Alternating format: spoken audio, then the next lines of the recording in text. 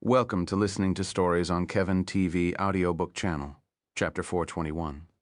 Void Expansion, Orion. Irwan-Kari gasped as darkness consumed everything around him in a flash. Arad's figure stood before him and then blitzed away, leaving him dumbfounded. Arad opened his eyes, bloodbath. The ground beneath Irwan-Kari shifted into blood, and tens of vampire spawn clung to his legs, biting his claws and sucking on his blood like leeches. Damn it. I have to stop him before Irwan-Kari ignored the spawns and turned toward Arad, but he didn't see him. Clang. Arad flashed behind the massive white dragon, slashing his left wings off. Gah, Irwan-Kari growled. He was too late to stop him. Behind Irwan-Kari, Arad landed on the ground, growling with a droll drop down his beard, long claws extending from his fingers as fur rapidly covered his body. The hunter Orion is one of the strongest and most dangerous constellations a druid can have. It reinforces their wild shape, attuning them to their inner beast to become a natural predator. Usually a druid would polymorph into a predator like a tiger or a lion and then activate Orion to rampage in a blood rage. But the drawback is that he won't stop until he either dies or there is no life around him for as long as his bestial form can smell. Simply, if the animal can track you, the hunt never ends. Arad didn't use it with a normal wild shape. He cast it with one of the strongest apex predators, a werewolf. Add the fact he's a wormwolf, and Irwan-Kari is in big trouble, being hunted by a raging monster, an adult man facing a rabid pit bull. You monster, Irwan-Kari cried as Arad turned to glare at him, growling with droll dripping from his jaws. Thud. Irwan-Kari lunged up, flapping his remaining wing in a desperate attempt to run away. You won't escape, a voice boomed in the endless void, and a pink-haired witch emerged. Gemini, Irwan-Kari opened his jaw, unleashing a frost breath at Doma. How sad. How long can you stay here without a breath? She smiled, the ice storm washing over her body. This is the void. When you glare down, it glares back at you. Fall into the bottomless stomach. Hundreds of pink eyes emerged in the darkness, glaring at Irwan-Kari with an ominous glow. His scales started cracking and disintegrating as the void began digesting him alive. His body started falling into the abyss. Bam! As Irwan-Kari glared around. Arad smacked him on the head with a powerful claw strike. You little bastard! The white dragon roared, unleashing a wave of destructive cold magic. This little bastard is fast, powerful, and invisible. The whole place reeks of his smell and magic. I can't make him apart, he growled inside his head, swinging his body to get rid of the spawns clinging to his legs. Splash! A wave of blood emerged from the countless pink eyes. All the blood Arad consumed rushed to assault the dragon. Roar, with one roar, all the blood froze as Irwan-Kari climbed it up, his claws clinging to the ice as he glared around. Come face me. Oh! From the darkness, a massive muscular werewolf lunged out, swinging its claw forth. There you are. Irwan-Kari swung his claw, engulfed in a wave of cold magic. Slash. Arad twisted his body mid-air, slicing Irwan-Kari's arm from the wrist up to his neck, flashing across his lead and ripping one of his horns off. Jar! Irwan-Kari cried, trying to step away. Zwash! Arad swung claw down, using Irwan-Kari's back as a breaking board before landing on the tip of his tail. Bam! The white dragon growled, violently flailing his tail to get Arad off, and he got what he wanted. Arad's claws lost grip as the dragon's scales got digested by the void. Thud. The moment Arad landed, he lunged forward, slashing the tendons off Irwan-Kari's hind legs, dropping him to the ground in the blink of an eye. Vroom! Irwan-Kari's body rumbled as he violently jerked into motion, swinging his claw down at Arad's head. Crack. Arad blocked the attack with his arms, but his body was slowly getting crushed in the frozen blood. You can't wing against me in a contest of raw strength, Irwan-Kari roared, trying to freeze Arad as he held him down. Arad's eyes flashed with a golden light, his blood boiling. Vroom! His heart rumbled as the spawns rushed to attack Irwan-Kari's arm. The void around them screamed, and suddenly the block of frozen blood they stood on disappeared. What?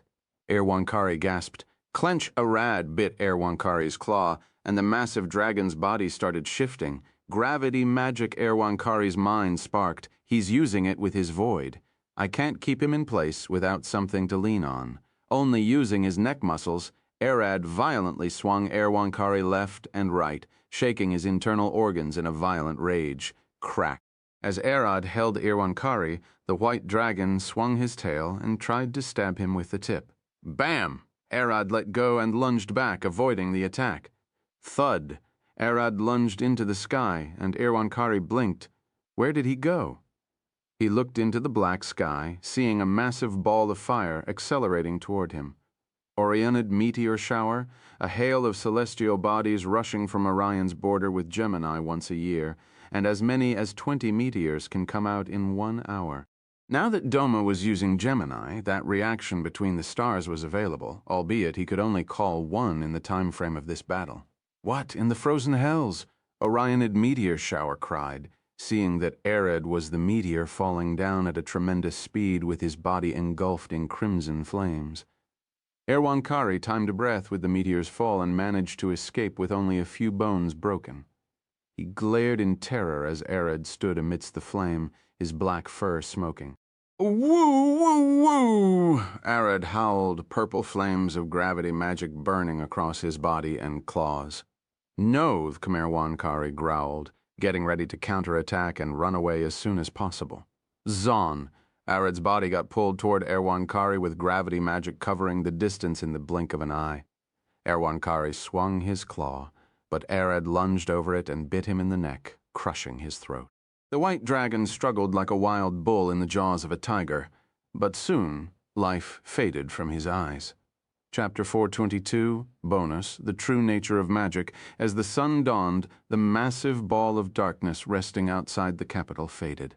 From its shadows, a massive white dragon fell to the ground. The ice golems in the city faded with the first light, and everyone stared at them, surprised. We won, screamed a wounded soldier. Take that, you fucking ice buckets. A dwarf growled with a smile on his face, leaning on his hammer. The city guards rushed to stand on the outer wall, staring as the dragon's corpses slowly approached the city. Upon closer inspection, they can see Arad dragging it by the horn. They started sweating, and one of them gasped, "He fucking took him down." He glared at the other guards, terrified. Isn't that the man that came with Princess Izdis? The one they said drove a purple dragon away? Another guard mumbled, "It's him. I think his name was Arad." The guard stared at Arad, seeing him drag the white dragon's corpse toward the city gate. I only heard of Alcott doing such a thing before. Stand up, the royal guards of the guards shouted, seeing an armed battalion protecting Izdis and her 2 brothers as they rushed across the city on horseback. Open the gate, Charlie shouted, waving his sword. The guards on top of the wall rushed to pull the portcullis up. Charlie, Thomas, and Izdis rushed out. Seeing Arad almost reaching the gate, dragging the massive dragon corpse toward the gate, Arad looked at them, his eyes glowing with a purple flame. His magic was still volatile from the fight. "By the gods, you killed him," Thomas gasped. He stared at the dragon behind Arad. Sweet heavens, between Amaterasu's tits, the dragon is dead with her dawn. Charlie jumped out of his horse and approached the dragon's corpse. He then looked at Arad. "You don't drink milk, do you?" "I do. Milk is good for the bones," Arad replied, staring at the prince standing beside him. Noom. To be honest, the moment this lizard showed up, I thought we were going to lose Izdis. There isn't much we can do against such a monster without Alcott around, but that might change with you here, Charlie. Don't get too close to that thing. We don't know if it's really dead." Thomas approached on his horse. "Is it dead?" He looked at Arad. "What does it look like to you?" "Dead."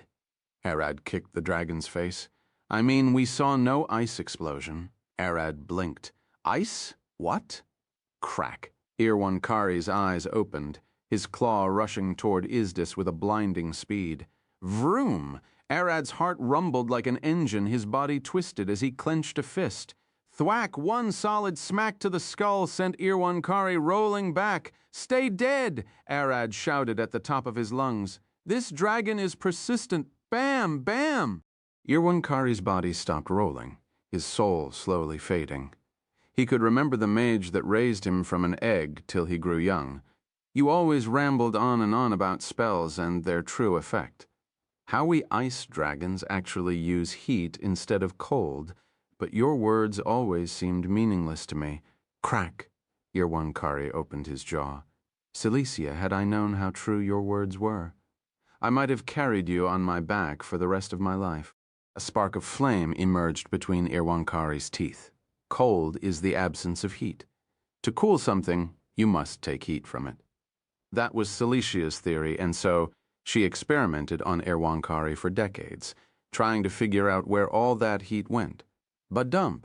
Arad could feel it in his heart. This was bad, absolutely bad.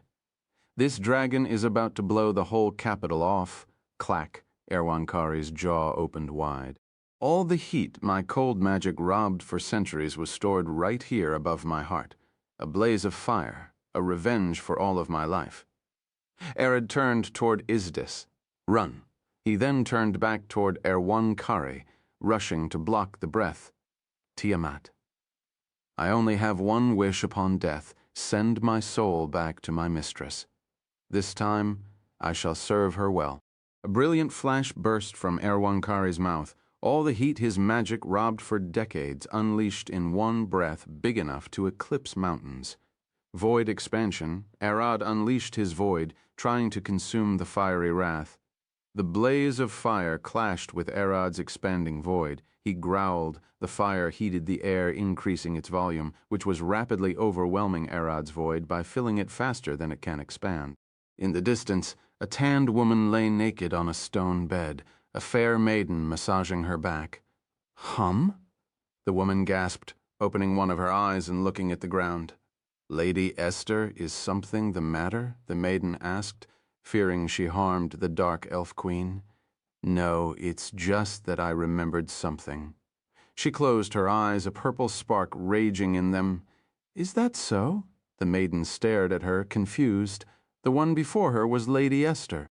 She became the dark elf queen 2 months ago when helped a bunch of drow escape from slavers. Seeing her bravery, the current dark elf king married her as his 6th wife, and surprisingly, she has been his favorite of late.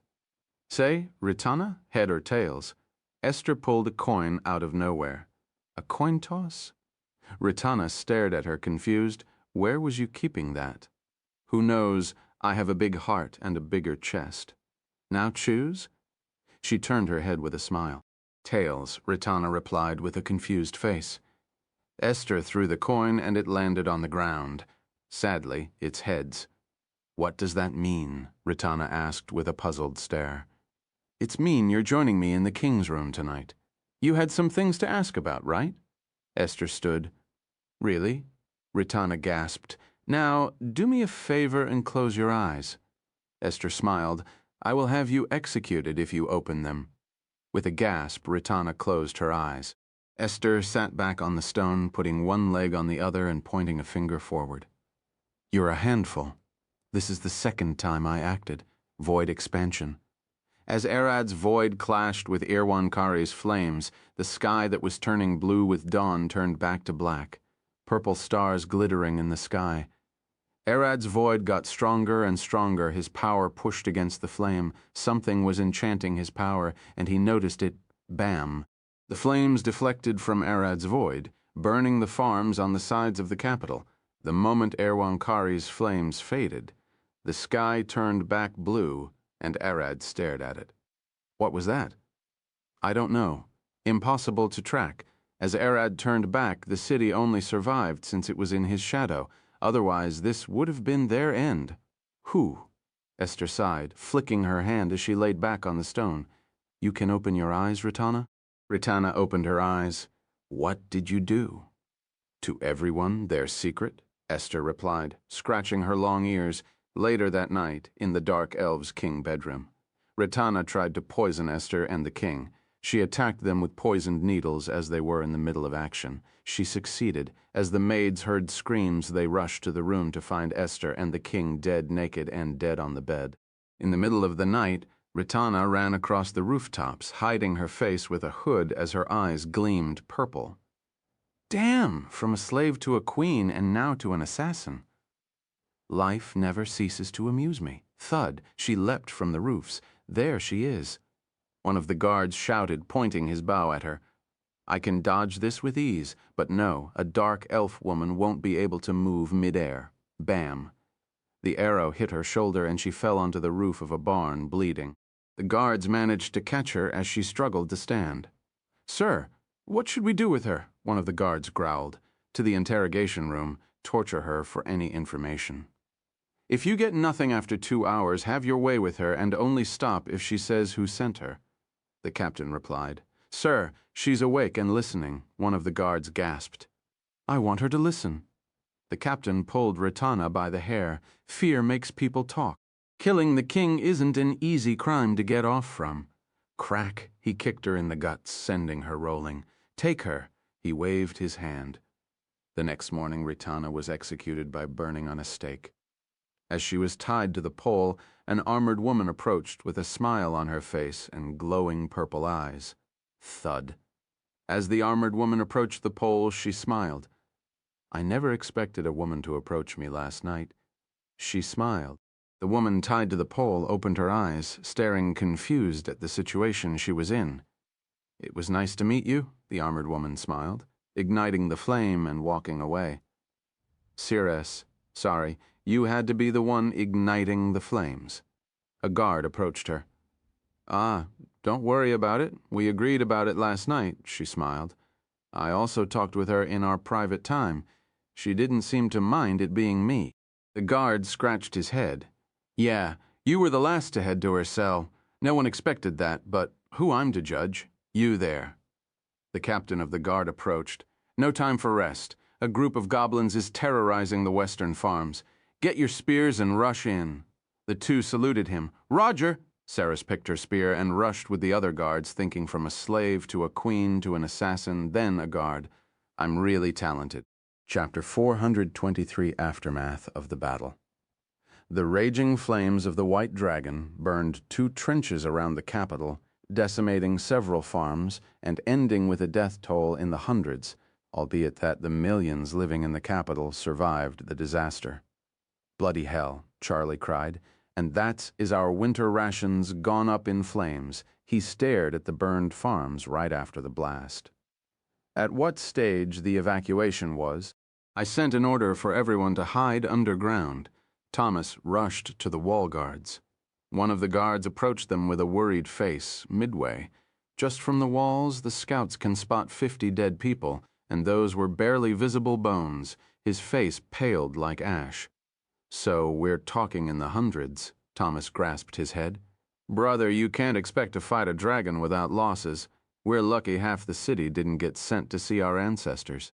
Charlie patted Thomas's shoulder. Do you know what this means? Isdis stared at them, and they glared back at her.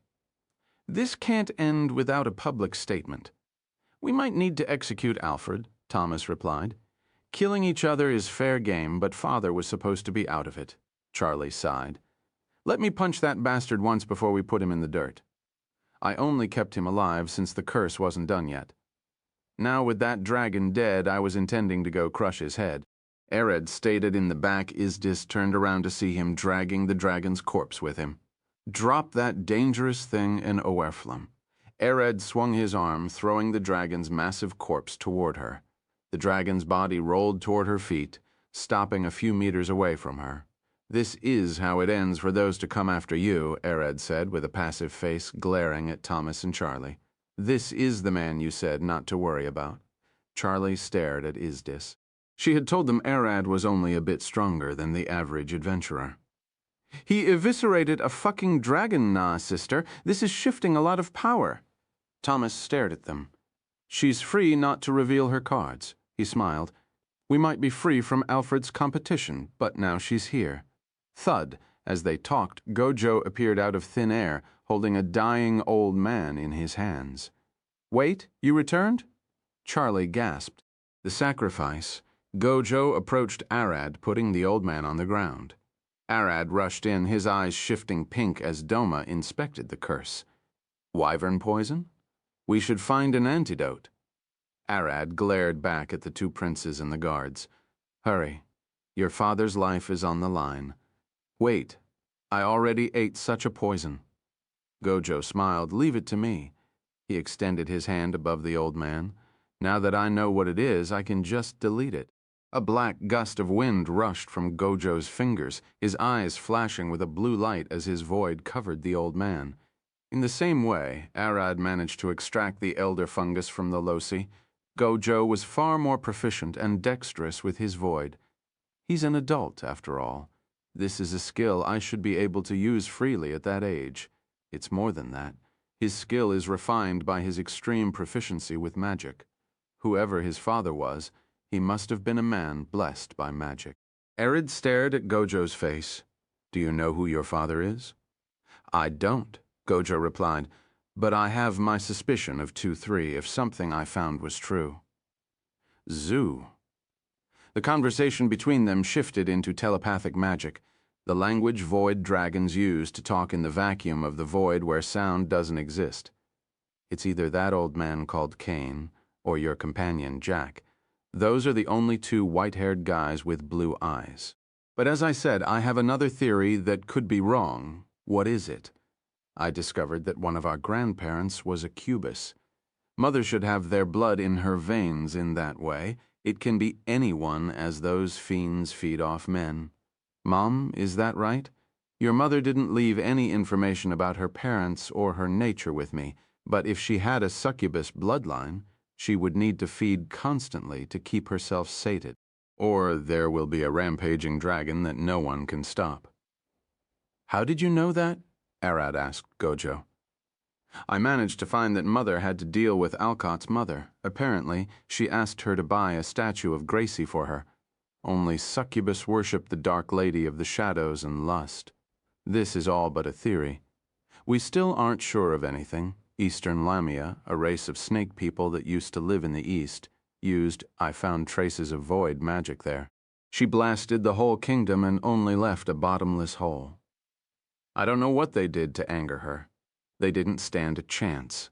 The whole kingdom. Twice as this one in size. What I'm trying to say is that Mother is an unhinged monster that only follows her desires and instincts, and she has the power to back herself. Arad stood, carrying the old man, and turned toward the princes. We should head back. He approached Isdis and touched her shoulder. Gojo teleported with Charlie and Thomas. Why are you telling me this about Mother now? Arad asked Gojo as they walked toward the king's room. Look at this. Gojo showed Arad a piece of his memory as he flew back from the Northern Kingdom and went above the Dark Elf Kingdom. The sky turned black, and a massive void cut off his wing, almost killing him. That was her void magic. I probably flew too close to her, and she attacked me. She's in the Dark Elves' Kingdom, Arad thought, looking at Gojo. You suggest I stay away from there? I managed to dodge the attack, and only ended up with a sliced wing.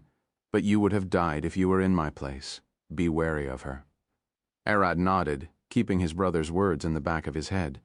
Kleck. They entered the king's room, seeing him panting on the bed with the queens around him. Baltos, how are you? Arad asked. I'm fine. Baltos looked at Arad with a smile. Kin told me everything. You almost killed Alfred. I intended to kill him, Arad replied. He tried to kill you after all, and even almost gave Isdis to that white dragon. And the dragon? Baltos looked at Kin. She can't sense its presence. I killed him, Arad replied with a passive face. That's a lie. Charlie stared at them. He eviscerated the poor creature. If you saw the corpse, you know that must have been a one-sided slaughterfest. Thud, thud, Ayla, Lydia, Jack, Eris, and Mira entered the room. Arad, how did it go? She asked, as she didn't see the fight inside the void expansion. For all she knew, Arad could be severely injured or exhausted. Dead, Arad replied with a smile, and everyone sighed in relief. Af. Baltos tried to stand, feeling his whole body aching. "Who's the old man?" He looked at the one Arad carried. "The sacrifice used to drive the curse at you.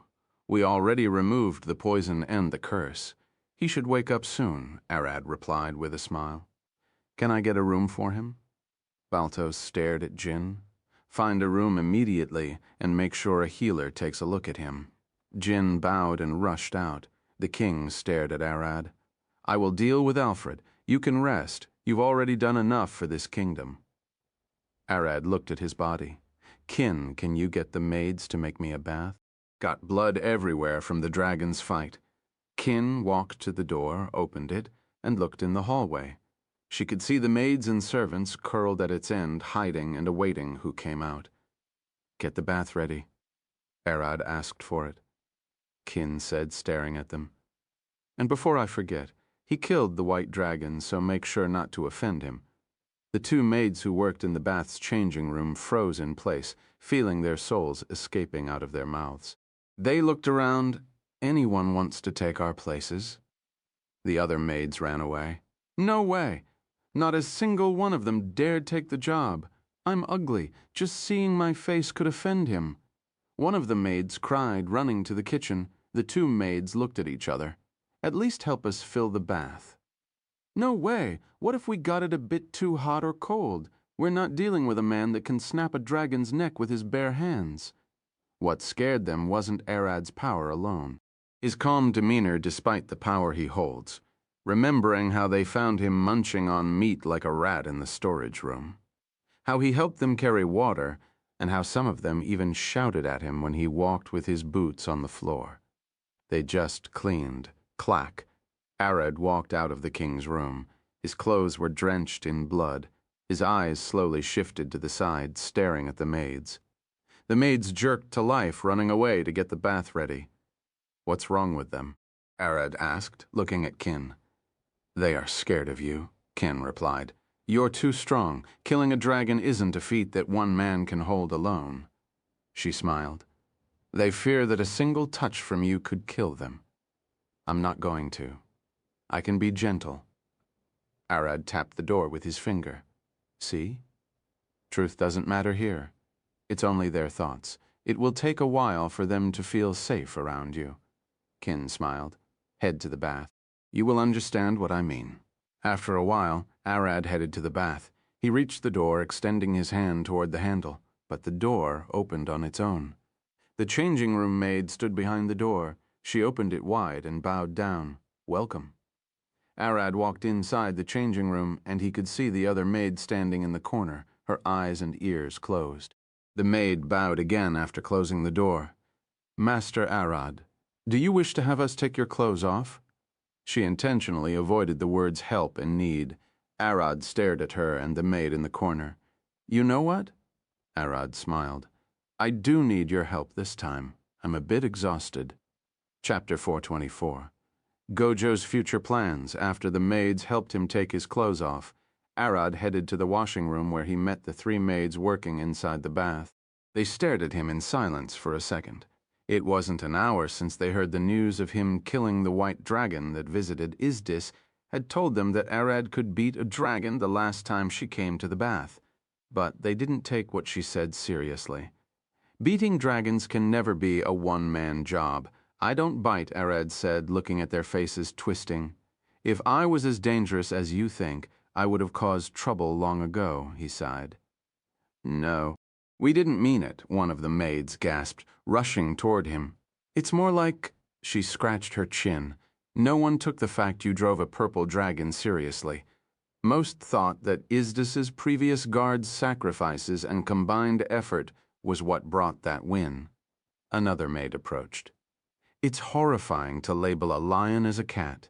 If your power was fully understood, everyone won't have this reaction." Arad remembered the noble that attacked him before. This was probably the reason. He didn't know how dangerous Arad could be. As a dragon, I do respect strength. Arad looked at the flowing water of the bath. "But why does this feel like hypocrisy?" he mumbled. "Me being strong or weak shouldn't change the fact we saved Izdis before. The third maid blinked. In an ideal world that would be true, but in reality, people act upon what they believe you are. They don't know what you know and don't act upon what you believe. You might see someone as a cruel, evil person, but in reality, they are just people acting in their best interest, as everyone is. The first maid added. Arad nodded. The white dragon only wanted to raise his own fame and power. Typical dragon behavior. Arad smiled. Even Prince Alfred, he only devised a plan to win the throne which he and his siblings are fighting for. Underhanded method, but in reality, those are the most effective ways. Arad walked under the shower as the maids surrounded him, bringing the cheese grater with them. They knew from last time that Arad's skin was far tougher than to be wasted with mere sponges. Washing him felt like trying to clean rust off the steel. Click. The changing room door opened, and everyone turned toward it. "Yo!" Gojo waved his hand with a smile.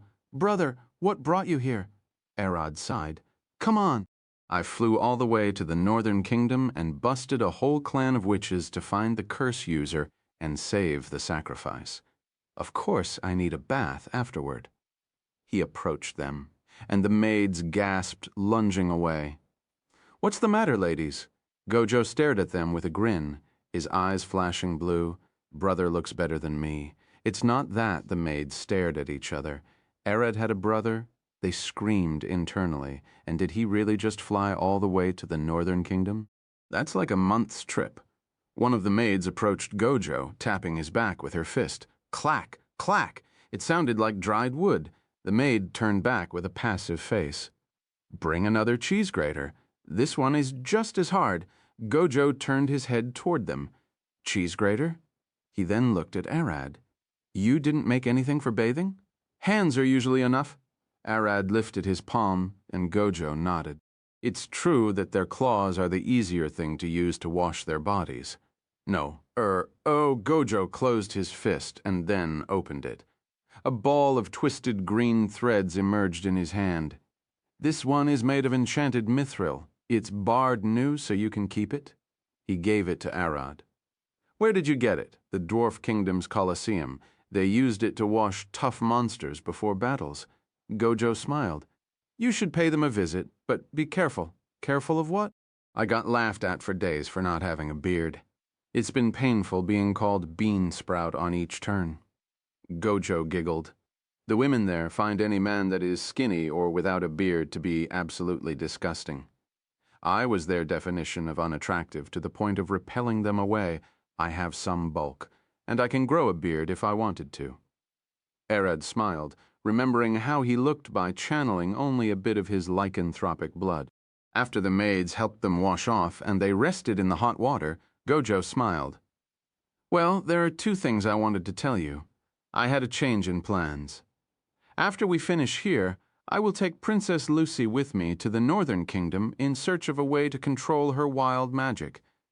I feel like her magic would be a vital component in solving our problem," he said, talking about the void dragons repelling each other. "What would you do there?" Arad asked, "besides helping the princess?" "I will take that white dragon's place and hoard, or should I give them to you since they are your kill?" Gojo smiled. Arad thought about it. "Nah, keep everything. I don't plan on going all the way north right now. I would make more living around here. Thanks. Feel free to come anytime you want and take anything." Gojo then looked at Arad, "And about treasures, I'm leaving the best one for you here." "You brought something?" "That frail old man, his name is Sebas." A grin crossed Gojo's face. They didn't use a random person for the curse. His value had to rival that of the king, and that man is powerful, albeit old age is catching up to him. After the bath, Arad walked out and headed to check on the old man. K-and-OK, he reached the room, knocking on the door. "Who's there?"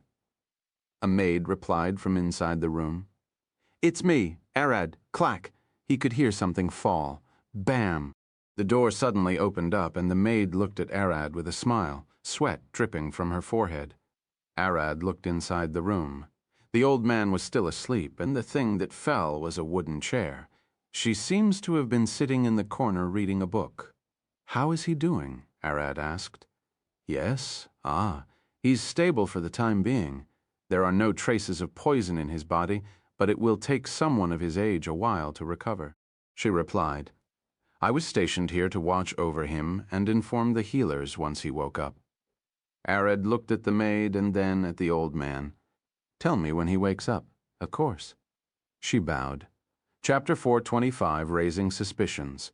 Chapter 425, Raising Suspicions.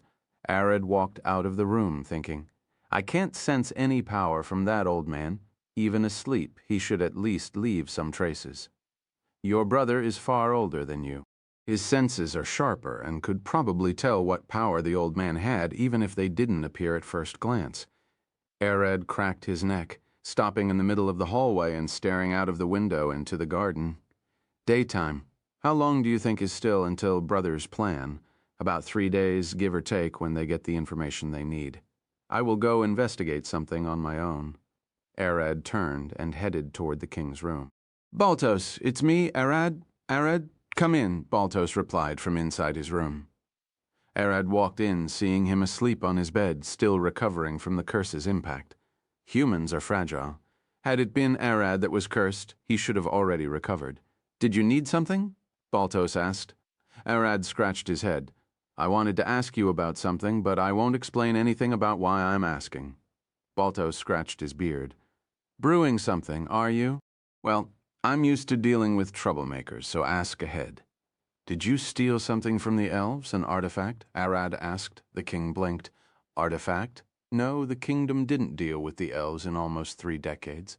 We barely speak with each other. So no, Arad started thinking. That undead dragon he killed said he served the murder god, and the artifact Vars is looking for also belongs to that god. Vars is also a necromancer. Something is adding up too well. Is that all you have to ask? Arad then looked at Baltos. You won't ask why I'm asking? I promised not to question you. Baltos smiled. But you have my word. The kingdom didn't steal anything from the elves, at least from what I know, and I'm the king, and, of course, I wouldn't know every detail about the kings before me. You better ask Kin about that. She lived far longer. Arad nodded, standing up, and walked outside the room, searching for Kin. Kin, are you around? Arad mumbled. You've been looking for me? Kin called from behind Arad, and he turned with a smile. I just mumbled your name. Your ears are sharp, Arad smiled. I have to listen in case Baltos calls me, Kin smiled. So what did you want to ask about? I can't listen into the rooms, especially Baltos's room. Did this kingdom steal something from the elves? Arad asked. Define steal. When talking about kingdoms, there is a huge difference between stealing and scandalizing them. Kin smiled. Took something without them liking it, Arad replied. That makes several things across the years. Kin smiled. Well, most of them could have been returned had they agreed to give us what we paid them for it. Basically dealing that they wanted to back away from after dealing. Thanks, Arad thanked her and turned to leave. Wait, why are you asking? Kin called him. I didn't give you any details, but this is still classified information. Do you have a reason to need them? Arad looked back at Kin. Let's keep it this. Someone told me you stole from the elves, and that's the reason for the deteriorating relationship you have with them. But seeing what I saw here, I'm starting to think they were lying. Someone trying to frame us? Kin smiled. I always thought that we had no reason to have such a bad relationship with elves, and it seemed like something was fueling the hatred, but couldn't get a grasp on who it was, or if they even existed. That's what I thought, Arad replied. When we crossed the border, a group seemed to want to start a war, and they tried to kill Izdis. I would get you an audience with the Elf Queen after I settle matters here. That would be sweet. It's time elves and humans dropped this silly war. Kin approached Arad, but we won't meet them on their land, and they won't meet us here. It's too risky for both sides. You meet in my home, Arad replied. My domain is a neutral ground for the dragons to meet and make deals. It won't hurt to let kingdoms use it as a neutral ground as well. I won't call you neutral while marrying Izdis. Kin smiled. I have Aella, their last Deianira, and the wind spirit Zephyr. That should at least equal a princess, Arad replied. I could bring more people to prove the place is neutral. The dragon generals? Kin stared at Arad, wondering what kind of people he might bring to make it seem more plausible he wasn't siding with anyone. Arad thought for a second, scratching his chin. How about Caden Damon? He's the strongest world power, isn't he? I'm sure he won't refuse if I call him. Speak such a name so easily? Do you know what kind of monster are you talking about? Kin glared at Arad. I know. I saw him more than once to be sure that I can call him.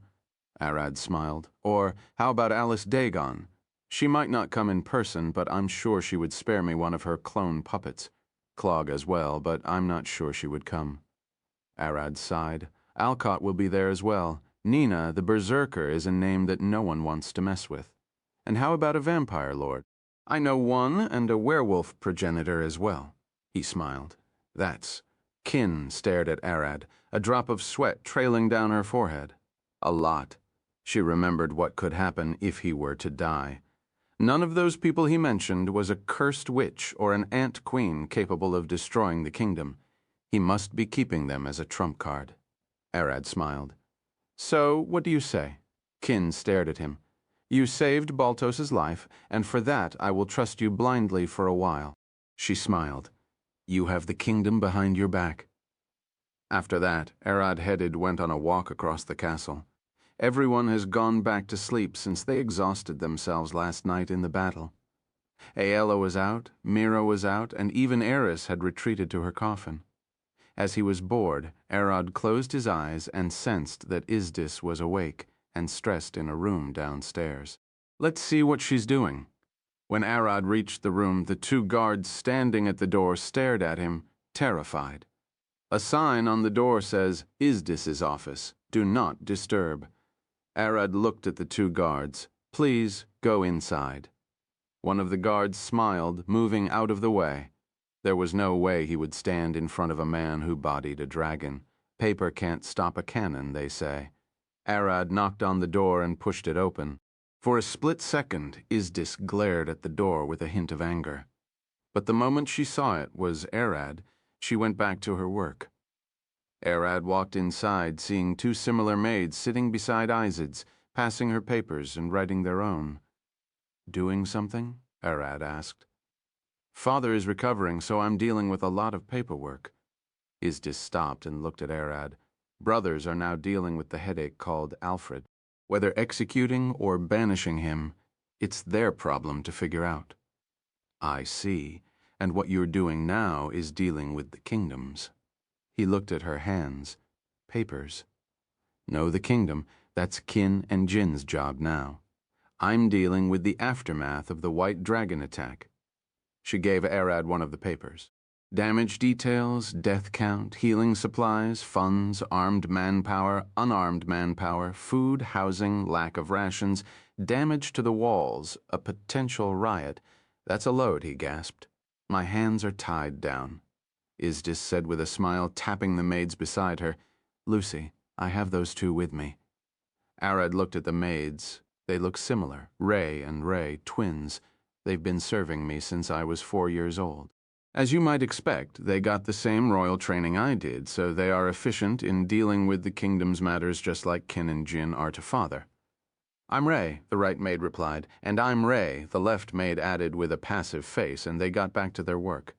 They look young. Arad inspected their faces. He couldn't sense any real power from them, but they looked younger than he would expect maids had served Izdis since she was 4 years old. Ray and Ray are 22 years old. I'm 21. They started serving me when they were 5 years old. She smiled. Ray looked at Arad, abandoned at the castle gate, so we were picked and trained as maids. Albeit we spent the first 10 years studying with Izdis, rarely did any work besides brushing her hair or playing sword fight with her. Ray added. Arad then looked at Izdis. Is there anything I can help you with? Not paperwork. Izdis shook her hands. No offense, but you're more suited to raw power jobs. Not writing reports. She then paused. Yeah, I'm the right job for you. Ray handed a paper to Arad. I believe this is the one Lady Isdis is talking about. A massive boulder is blocking the eastern wall. Please send more soldiers to remove it. If possible, we like to block a well just outside the wall that has been flooding non-stop since the fire disaster. Arad looked at Isdis. So, remove the boulder from the wall and use it to block a well, right? Isdis smiled, taking the paper from Arad's hand and signing it. Yes, please show them this paper and have them sign it after you're done. Arad stood. We'll be back soon. You better take the western road. It's shorter. Ray showed Arad a map of the capital. No need. Void step. With a smile, Arad disappeared into thin air. Ha! The two maids stared around with a dumbfounded face. Where did he go? Ray gasped. Disappeared, Ray said, with a passive face. With a smile, Isdis patted their heads, ruffling their hair. Told you he's strong, didn't I? You did, Ray. Nov, not? Yes, she did, Ray. That's right, sister, Ray. She didn't say he can teleport, Ray. She didn't say that, sister, Ray. Isdis liar, Ray. Isits keeps details away, Ray. Chapter 426. Heavy boulder, high clang. Clang, several. Clang. Several soldiers and adventurers swung pickaxes at the 5-meter-tall boulder blocking the wall's gate. Hurry. There are people in need of healing behind it, the local commander shouted. Damn it. We know, one of the adventurers growled. This boulder isn't budging. It survived the dragon's breath and was blasted all the way here. Don't expect us to crack it with iron picks. One of the soldiers threw his pickaxe away. Its tip had flattened from the constant use. Wizard! The commander then glared at the mages in the back. Don't look at us. The boulder is too big, and you'll need a 6th-level spell slot to move it, and even if we did, we can't move it that far away. One of the wizards, a woman replied. She walked forward, extending her staff at the boulder. Egg-shaped, and with a meter's radius, at least 500 cubic meters of heavy stone. She looked at the commander. 1 cubic meter of stone weighs almost 1,600 kilograms. We're talking about 800,000 kilograms of stones. That isn't a weight even I can move. The gems you wear are brown. An earth wizard? The commander gasped. That's right, I'm not joking here.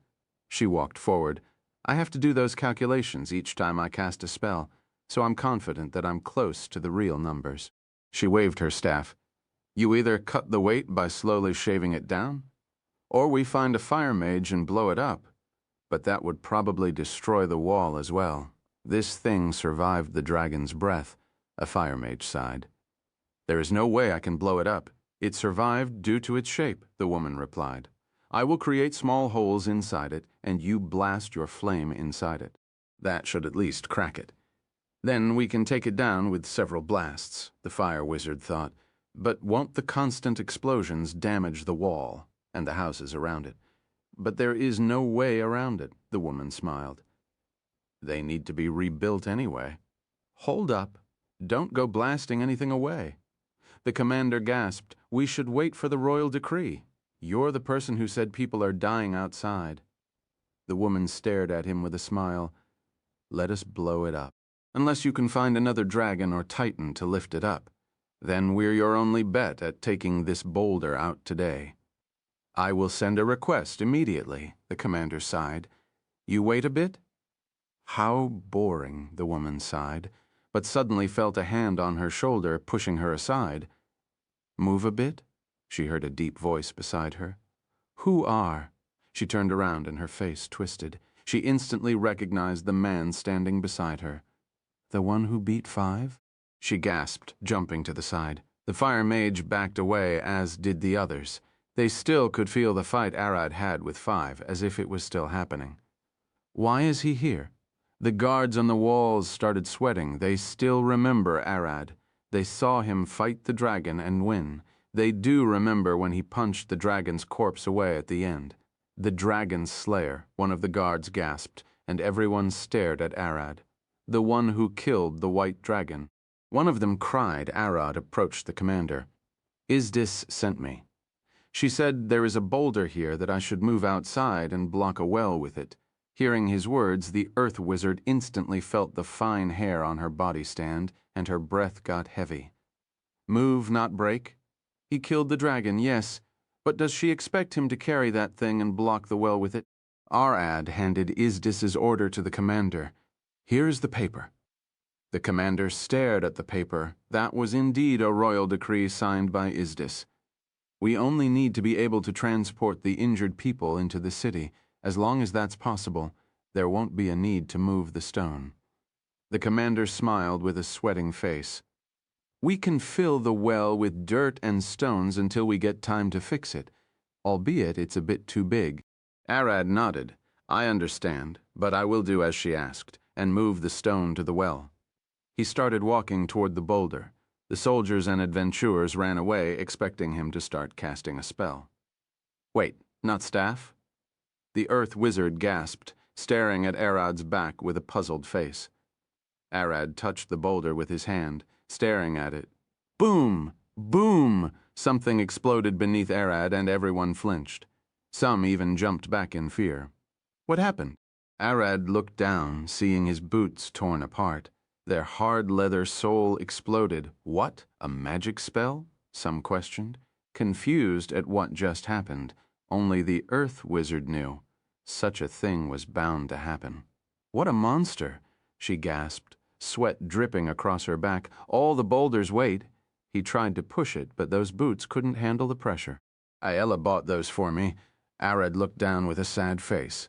She's going to eat me over them. He took the boots off and stored them in his stomach, surprising all the mages who didn't expect to see storage magic. Wait, is he a physical or a mage class? They gasped in confusion. Storage magic is hard to learn, and only a rare few wizards managed to pull it off, but certainly none could hide things like Arad. The boots just disappeared. After hiding his ripped boots, Arad took his shirt off, which was bought by Mira. A tight-fit black long sleeve that was durable enough to not break under normal circumstances. Moving a boulder wasn't normal, so he had to take it off the moment everyone saw Arad's back. They knew something was off. The man standing before them wasn't normal. No human had such tight musculature. Arad touched the boulder once again and took a deep breath. Crack! It moved. Chapter 427. Heavy Boulder I. Chapter 427, Heavy Boulder 3. The ground beneath Arad's feet shattered as he pushed the boulder back. Everyone stared at him, shocked. He's moving it. An adventurer gasped, Impossible. How could it be? Another stared with a distant look on his face. The earth wizard clenched her teeth. Damn it, she ran toward the boulder. He isn't minding the stability of the wall at this rate. It will crash on his head. Protect him at all costs, she shouted, pointing her staff at the wall. Mold stone patches of dirt flashed with a brown light moving toward the wall and filling the cracks. Hurry! I can't keep the wall standing on my own. The soldiers rushed to climb the wall and remove any stones behind the boulder so Arad could push more easily. I don't care if your fingers broke. Clear a path for him right fucking now, the captain shouted, grabbing debris from behind the boulder and tossing it away. The soldier rushed to clear a path so Arad could push the boulder, doing their best to make sure the boulder got safely moved. Crack. The wall above Arad's head cracked, and a chunk of it started falling, heading toward his head. Thud.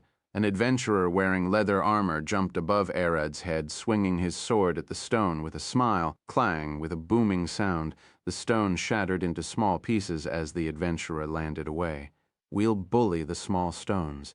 Keep pushing, sir. S rank. The man smiled, tapping his sword on his shoulder. You can count on us with that. Hell yeah. Other adventurers jumped in, flinging spells and arrows to blast the debris falling on Arad. Clang. An adventurer rushed forward, swinging his warhammer at a falling brick. Clang! He gasped. That sound was bad. Shit, it had steel inside. The brick didn't shatter, and instead got deflected, flying toward a mage at a blinding speed. From his clothes, a newbie caster class, a sorcerer, or a wizard wearing the cheapest staff in the market. The adventurer knew he messed up. That kid was going to die. Zahn crack. At the last moment, a purple aura engulfed the brick, violently pulling it toward the ground. Everyone froze, and the mages tracked the strange magic back to Arad. The other adventurer follows their gazes. Gravity magic. A fire wizard gasped, seeing the purple aura engulfing Arad's body. Such intuitive use of magic. He isn't casting spells, but molding the magic itself. "Don't stand near me," Arad growled as the boulder got pushed away from the wall. The purple aura of gravity magic engulfed it. Everyone watched with gaped mouths as he slowly lifted the stone up and set it on his back. "Now fucking way by the gods," a cleric gasped, his eyes almost popping from his wrinkled face. "Bam, bam, bam!" Arad's footsteps shook the ground as he walked, the massive boulder resting on his back in the castle. "Sister, sister, look," Ray said, standing and staring out of the window. "It's moving. I see it, sister." Ray stood beside Ray. Isdis looked out of the window with a smile, seeing the boulder outside the wall burning with an eldritch purple flame as it slowly moved toward the well. "Strong, isn't he?" The twin maids stared at her, no emotions on their faces. "That flame, is it magic?" Ray asked. "Seems like it. He isn't just an ox," Ray added. "That's gravity magic. Arad seems to be using too much of it, that it started appearing like a burning flame. The boulder must be extremely heavy. Look how big it is," Isdis explained. "I see, Ray." Sister saw Ray. "Meant I understood, Ray. Didn't Lady Isdis ask you to look, Ray?" "What? Ray, what?" "Ray." The twins stared at each other, confused. Thud. Isdis grabbed their shoulders. "Come on, you two." She smiled. "Arad will be back soon. Let's finish the boring work so we can give him another task."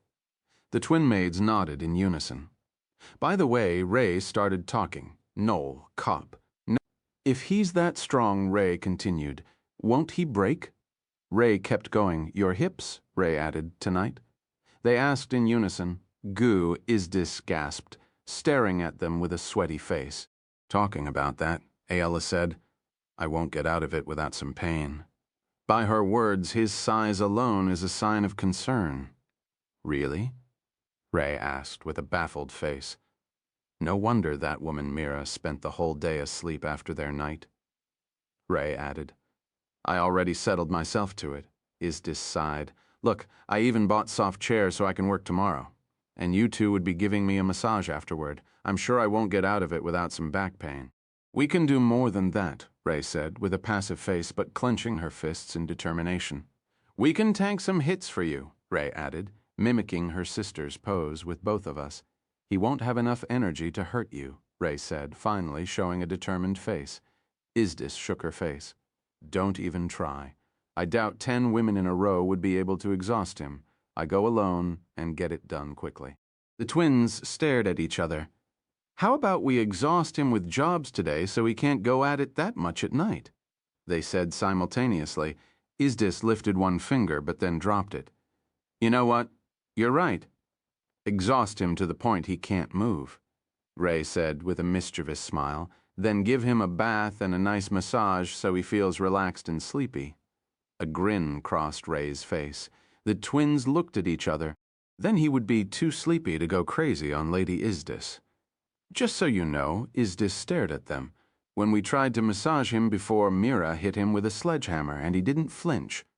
"But you managed to massage him," Ray said. "That means we can do it as well." Ray smiled. The twins looked at each other. "But if we can't massage him," their glares got sharp. "We'll use the forbidden technique." They glared at Isdis. Clack. Tapping their heels on the ground, they glared at Isdis. Ashiatsu, chapter 428, Forest, Fire, Eye, Bam. The ground shook and the trees danced. People ran away, and soldiers scrambled to move the injured people out of the way. With each step, the earth quacked as Arad approached the well, carrying the massive boulder on his back. Thud. Arad stopped walking. One of the soldiers stared forward. "The water rushing from the well has turned the ground to mud, and Arad can't move forward without getting stuck. Bring logs to pave a path for him. I doubt he can stand for long, so hurry." The soldier shouted, his eyes darting around, seeing anything useful. A faint purple flash emerged in Arad's eyes as he took a deep breath. "Ru-ak!" From a faint rumble to a deafening roar, Arad's scream washed over the city, forcing each person to stand still for a second.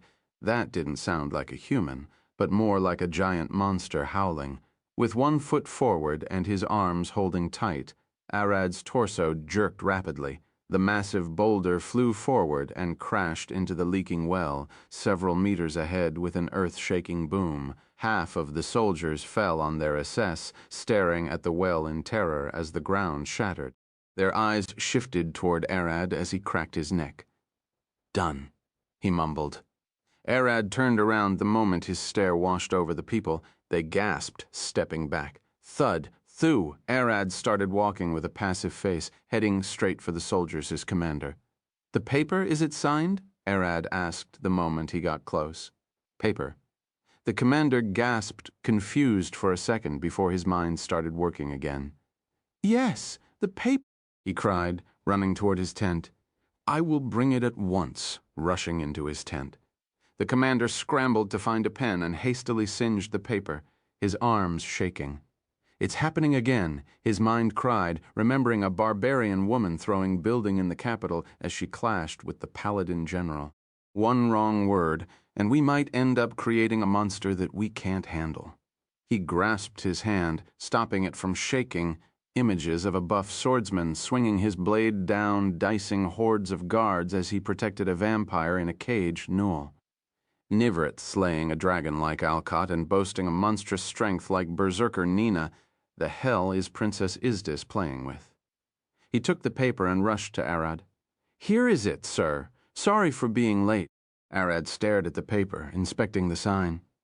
It was a bit shaky, but nothing major. "Got it, thanks." Arad turned toward the crumbling gate, walking to get back into the city.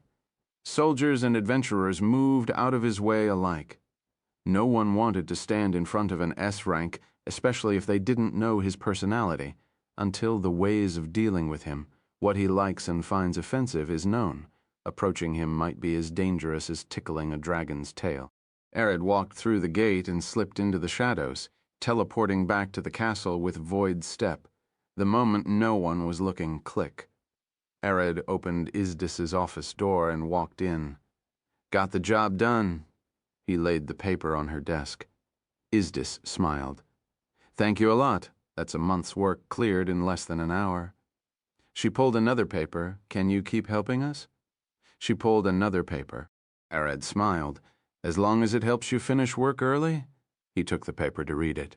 Isdis smiled, a sweat droplet trailing down her forehead. "He clearly intended to break my hips tonight. I can hear it in his words. Aella already warned me. I need to stop a forest fire." Arad laid the paper on the table. "How am I supposed to do that?" "You can either dig a trench to prevent the flames from spreading, or splash it with a large amount of water from the river," Isdis explained, resting her chin on her hands.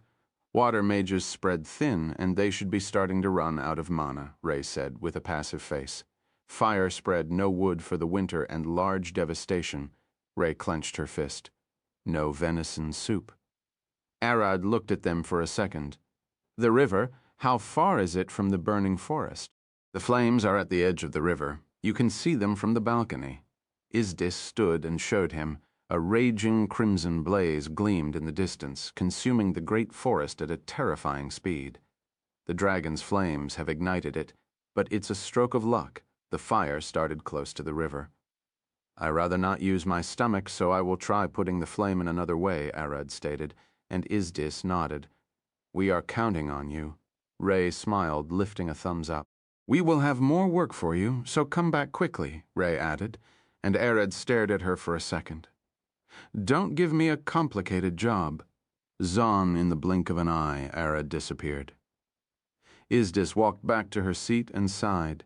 He finished the boulder quickly. "We need a more exhausting task," Ray said. "Let's break his back, sister." Ray pulled a stack of papers, searching through the jobs for something harder. "You two really want to test his limits." Isdis stared at them with a wry smile. "Only so you won't get hurt," Ray said with a passive face. "We need you healthy to work tomorrow," Ray added. "Come on, you two are just having fun," Isdis smiled. "But Arad can take it. He is far stronger than you can imagine." Thud. Arad landed beside the river, instantly closing his mouth as the winds shifted, pushing the smoke in his direction. "It's bigger in person," he gasped, lifting his hand. Zephyr, I know you're awake. Come here, he shouted, coming from the distance like a bird. Zephyr answered Arad's call and landed on his head. What? I was asleep. She yawned, curling into a ball on Arad's head. Choke the flames, Arad said, pointing toward the raging flame. I can't do it. Ella is exhausted from straining herself taking down the golems, rubbing her face in his hair. Can't you deal with it in another way? Can't you use my mana instead? Arad tapped her head. Unless you want to waste the 1 minute you have this month. Otherwise I can't do much. Zephyr mumbled, almost falling asleep. Arad grabbed her in his fist and started squeezing her tightly. My tits, you're squashing them, she cried. Do something, Arad growled, glaring at her. I can smell the magic inside you. You're going to spill that magic with my guts. Zephyr cried, Fine, I will divert the wind against the fire spread. Is that fine with you? Arad looked at the fire. Do it, chapter 429. Forest fire, aye, chapter 429. Forest fire 2. Zephyr lifted her hand, closing her eyes as the wind started howling. The water wizards trying to put the flames out stopped. The wind is shifting with magic, one of them mumbled, sensing the faint flicker of mana in the air. It's shifting away from the forest and toward the river. A powerful wizard or sorcerer must be doing this. Another wizard shouted with a smile on his face. Adventurers looked around, searching for the source of magic. Their eyes stopped at Arad, standing in the middle of the river and glaring at the raging flames. Is that the source of the magic? One of the wizards thought, but the moment he blinked, Arad was nowhere to be found. Where did he go? The adventurers gasped, and the soldier rushing with buckets of water stopped, sensing that the water level of the river had dropped a bit. Flap! Flap! Arad fell through the clouds, wind rushing between his clothes as he stared down. This is high enough. Expanding his wings, his fall stopped, and he glared down. He could see the crimson-red patch of burning woods, the screams of animals inside echoing in his ears. I think, he mumbled, as a druid, I can't ignore this, even if Isdis didn't ask me to put it out. Arad lifted his arms, closing his eyes as he focused on his stomach. He could hear the gargling inside him. A massive amount of water swirled in his belly, ready to spill out. With his arms extended out, a massive burst of water exploded forth. Several minutes before and on the other side of the fire, a water mage extended his staff forward. Water jet, a stream of water gushed out of its tip, drenching a whole patch of trees. It's useless, he cried. The embers burning inside the tree evaporated all of his water, bursting into hell the moment his water jet stopped. A wave of scorching hot steam gushed toward him, and he jumped back. Damn it! Thud! A fighter lunged forth, grabbing the wizard and running away. Hold tight! The fighter smiled, swinging his sword at the burning trees, blocking his way. Crack! Bam! Engulfed in flame and smoke. The fighter lunged out of the flames and landed outside the forest, dropping the wizard on the ground. Ouch! Hot! The wizard cried, his robe ablaze. With a single kick, the fighter dug the ground, pushing a wave of dirt off the mage and putting the flame out. You're still alive? The fighter asked, waving his sword. Ding! The fighter's sword cracked, and the blade fell off the handle to the ground, glowing bright red. Damn it, the fighter sighed. This is as far as I go, damn it, fire. He glared at the burning forest. The fire wasn't normal. A forest full of mana and powerful monsters ignited by a dragon's last breath. Of course, those flames are dangerous. The crimson flame of regret, the wizard said, standing up. The dragon must have died with unfulfilled will, and now his flames rage at that fact. How do we deal with it? Like any other flames, we just keep in mind it's several times hotter and counted as magical damage. The wizard lifted his hand and showed the fighter a burn on his forearm. I drank 2 healing potions, and it isn't healed yet. The fighter nodded. Slow recovery. But memory serves me right. Magical flames are dangerous for another reason. They are too hot. They can break non-magic water and use it as fuel. The wizard pointed down to some wizards standing at the edge of the forest, chanting as the soldiers ran past them with buckets of water. They are making the water the soldiers carry a magic water by enchanting it. That way it doesn't agitate the fire. The wizard started walking. Let's go. I can't help in the forest, so I must go chant with them. You're right, the fighter sighed. Without my weapon, all I can do is join the soldiers and swing buckets left and right. The two ran as fast as they could. Inside the forest, a black jaguar rushed across the flames, his fur burning ablaze. Grow, the animal growled, two people hanging from his jaw by the legs, thud, thud, thud. The jaguar's eyes flashed yellow as he leaped from one tree to the other, his paws burning roar. The adventurers outside the forest gasped, pulling their weapons as they heard the beast roar inside the flames. Poof! The jaguar lunged from the flames, burning like a match, and rolled on the ground. The adventurers pulled their weapons and surrounded the animal. "Monster, stop it!" they cried. The jaguar opened his jaw and dropped the people inside, his flesh evaporating, and a kid came out, his top half almost fully burned. A healer, the kid gasped before falling on his face, unconscious.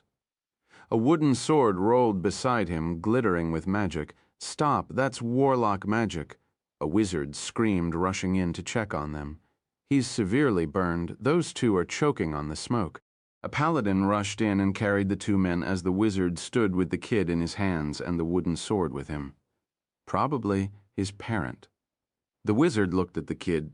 "You were brave. Now rest." As a soldier rushed with a bucket of water, he felt a droplet of water falling on his nose. He stopped, looking around him. No one was there. He could feel his heart pounding. Oh, gods, no! He dropped his bucket, praying, "Drip, drip!"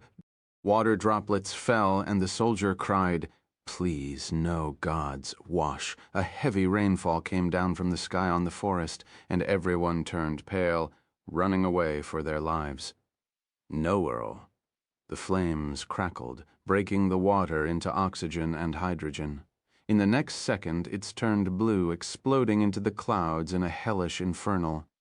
Arid's instincts kicked in the last second, and his wings flamed, moving his body out of the blast's way.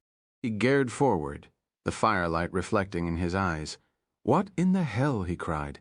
In the castle, Isdis and the twins rushed to the window, glaring out with terrified faces.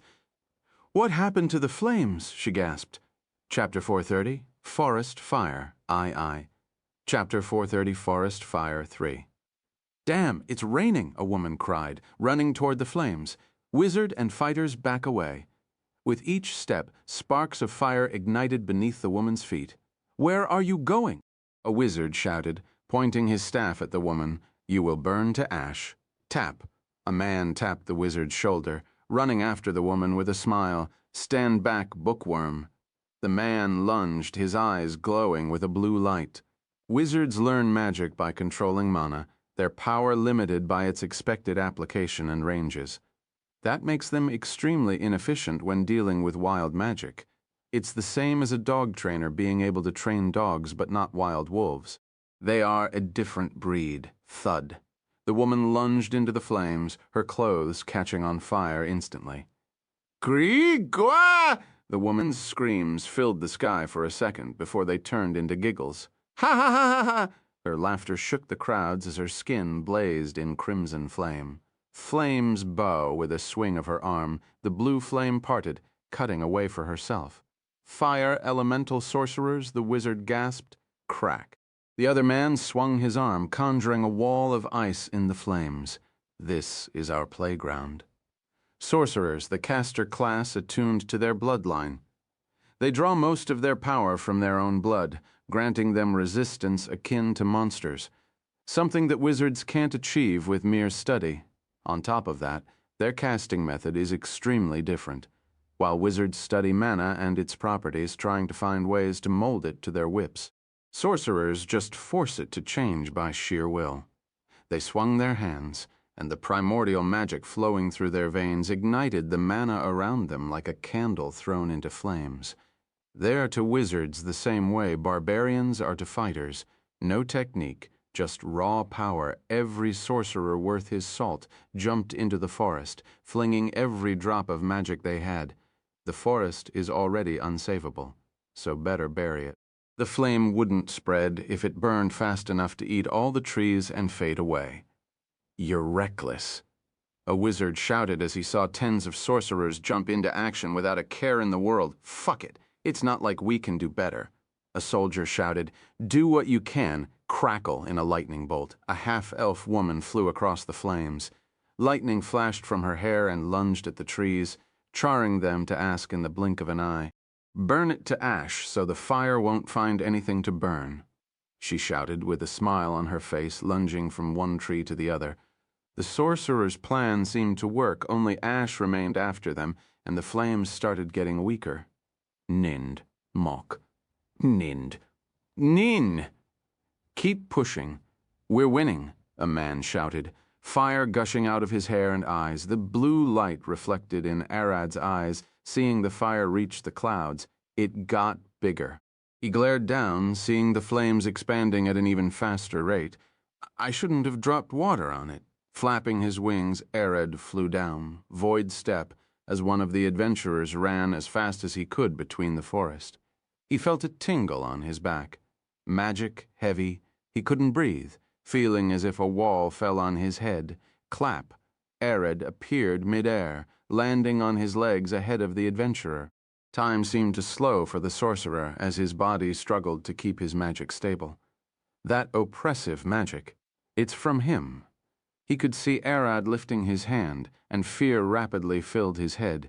Images of Arad fighting the white dragon outside of the city flashed in his head. It's the same. That black thing is coming. The adventurer's body turned, trying to run on its own. Void expansion, airless. The adventurer saw the road ahead of him get consumed in darkness, a sharp pain surging across his whole body as his veins boiled. Swash. Light came back as Arad's void expansion disappeared just a fraction of a second before it was activated. It only remained active till the flames were starved from oxygen. Blow. The adventurer puked blood, his skin red as blood almost escaped his body into the void. He turned toward Arad, his vision all red. "Monster!" He gasped before falling on his face, unconscious. Arad sighed in relief as the flames disappeared. "At least we're done there," he turned toward the adventurer. "Sorry." He lifted the adventurer, seeing the guild card he hung on his neck. B rank, Alphonse Robani. Arad closed his eyes and tried to sense all the adventurers around him. 42 adventurers were caught in my void expansion. 36 of them passed out like this one, while the other 5 were trying to figure out what happened. Void Step Arad teleported outside the forest to the soldiers' camp and dropped the adventurer. There are 35 others in the same condition. They were caught in my magic. Get ready with healers. The soldiers had already guessed Arad was in the forest when they saw the massive black orb appear. Some of them already had considered sending a letter to the guild or the castle asking for his help. "We already have healers at the ready. Put him on the ground and we'll take care of the rest." A soldier shouted. He rushed to call the healers. By the time the soldier returned with the healers, Arad had already fished all of the injured adventurers and lined them on the ground. Are those all of them? The soldiers started counting as the healer began casting spells. "There are still 5 in the forest, but those can still move on their own," Arad replied, getting ready to teleport away. "There were only 5 A-rank adventurers present here. It must be them," the soldier said with a worried voice. "The gap of strength between A-rank and B-rank is huge. It's the gap between the high-end adventurers and normal ones. Simply put, you can't be an A-rank without being special, and even more to be an S-rank." "I see. I will bring them back as soon as possible," Arad replied. "If it was your magic that hit them, they could attack you. Be careful," the soldier cried as Arad teleported away. Chapter 431 Gura the Barbarian. Chapter 431 Gura the Barbarian. Thud. Arad landed in the middle of the charred forest, staring around. I'm sure I sensed a faint hint of intelligence here. Considering how low the intelligence he sensed, Arad expected the adventurer to be dying. That's one of the main reasons he came here first. probably buried under the crack as he mumbled. A palm smacked his face, sending him flying and shattering the burned trees. Bam! Arad's body stopped, his eyes glared forward, his vision a bit blurry. What was that? He gasped internally. He didn't sense any intelligent creature around him, nor magic. Thud. A large foot stepped on the ground where Arad stood before, a hand pulling on a tree as a massive 3-meter-tall naked woman walked out. After a careful look, Arad determined she wasn't always naked. The flames burned her clothes off. She probably didn't count on that before charging into the flames. Arad stood leaning on the tree. That low intelligence, a barbarian? He smiled. The woman's eyes glared at him. Dora hit Dora crush. She growled and pulled the tree to use as a club. Arad used his void eyes to inspect her body. He was wrong earlier. There is magic inside her body, but it's hard linked to her heart. You got a magic crystal stuck inside your chest? Ever thought of taking that out? Arad stood, taking a stance. Roar! The barbarian woman roared like a beast, veins emerging on her whole body. Bam! In the blink of an eye, her massive bulk disappeared. He! Arad giggled, seeing her foot almost at his face. She's fast, but her attacks are simple. With a grin, he took the hit. His body spun in place, but he used that momentum to punch her in the guts. Gray! She gasped, her body rolling back. Crack! Arad lunged forward, clenching his fist. Come, stand up! Roar! The woman growled, standing up and swinging her fist at Arad's face. Bam! Thud! Bam! Thud! The two exchanged fists without even bothering to block or dodge, tanking each other's hits like they were nothing. Unlike Arad, who remained almost unscathed thanks to his tough scales, the woman's skin started to show purple patches from his fists. Nice, I like this. Arad smiled, catching her wrist and drilling her head to the ground with a round kick. Arad stood, cracking his neck. Finally unconscious, with an exhausted face, he pulled a white blanket from his stomach and covered her body. Void, step, Zon. Arad appeared back in the soldiers' camp, dropping the barbarian woman in front of the healer's tent. A nun who was walking out with a bowl of water dropped it. Gura. She stared at the barbarian woman with a shocked face. I was trying to get her out of the forest, and she attacked me. Had to knock her out. Arad scratched his head. Not only did he knock a bunch of B-rankers, he also knocked this one out. Forget that. I worked for the guild for 10 years, long before she became an adventurer, but I never saw her in need of healing. Really, but now that you mentioned it, the flames didn't hurt her. Arad looked at Gura, noticing the bruises on her body had faded. Well, it's a long story. The nun started casting a spell on Gura to heal her. Gura's mother was an adventurer, a fighter with exceptional power, and almost reached A rank. But one day she retired upon getting pregnant. Soon after the child was born, everyone knew that the father was a giant. By the nature of her blood, Gura wasn't that smart, and almost only acted on instinct, but had immense strength and grew to 2 meters tall by the age of 5. When she became an adult, the only job she could do reliably was work in the mines helping haul magic crystals. One day, a horde of Behers attacked the mine, killing almost everyone there. As she tried to run, a bunch of crates filled with magic crystals crumbled and fell on her. Seconds later, the crates shattered. As Gura raged, a glowing crystal stuck to her chest. The mines only remember her tanking the Behir's lighting attacks and swinging them around with her bare hands. Arad stared at Gura. The shard in her chest absorbed magic and output as passive regeneration. A rare birth mixed with a freak accident created an A-rank adventurer. Arad turned. I still have to find the rest. Void step as Arad landed once again in the forest. He looked around carefully. He can't be as careless as with Gura. Rankers can damage him with a solid hit, and considering they have a far vaster fighting experience. Thinking they might be able to take him out like what Alcott did, isn't that far-fetched? By the heavens, isn't it Alcott? A voice came from behind Arad, and he turned around, surprised. I can't sense him at all. No magic, no faint breaths, and no aura. His mind must be as clear as the void itself. He glared. A wrinkled old man stared back at him, sitting on a charred tree, a katana in his hand. Got the wrong person, Arad replied with a smile. What's with everyone mistaking us? The old man laughed. Knowing you bastard, you probably drank something and got younger. He jumped down, his body weaving with the katana in his hand. Been a while since we last fought. Want to see how much I improved? The old man's eyes closed. Don't want to, Arad gasped. I'm not Alcott, and can I get you out of the forest? You're injured, right? Humph! That blast of earlier won't get even a scratch from such a weak thing? The old man growled. The crackling in his voice said otherwise. His lungs have sustained a lot of damage. Arad could smell blood in the air. The old man wouldn't last without healing, Bidnov.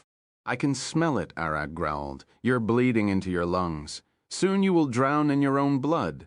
The old man giggled, looking down. You couldn't even play along. How arrogant have you become? What? Arad got even more confused. Did this man hit his head or something? I shall not die, not to magic. The old man took a stance, and Arad got alert immediately. This old man, he knows he's dying and wants to die in a fight. It wasn't that far from dragon mentality. They much rather die in battle than of old age. Arad smiled.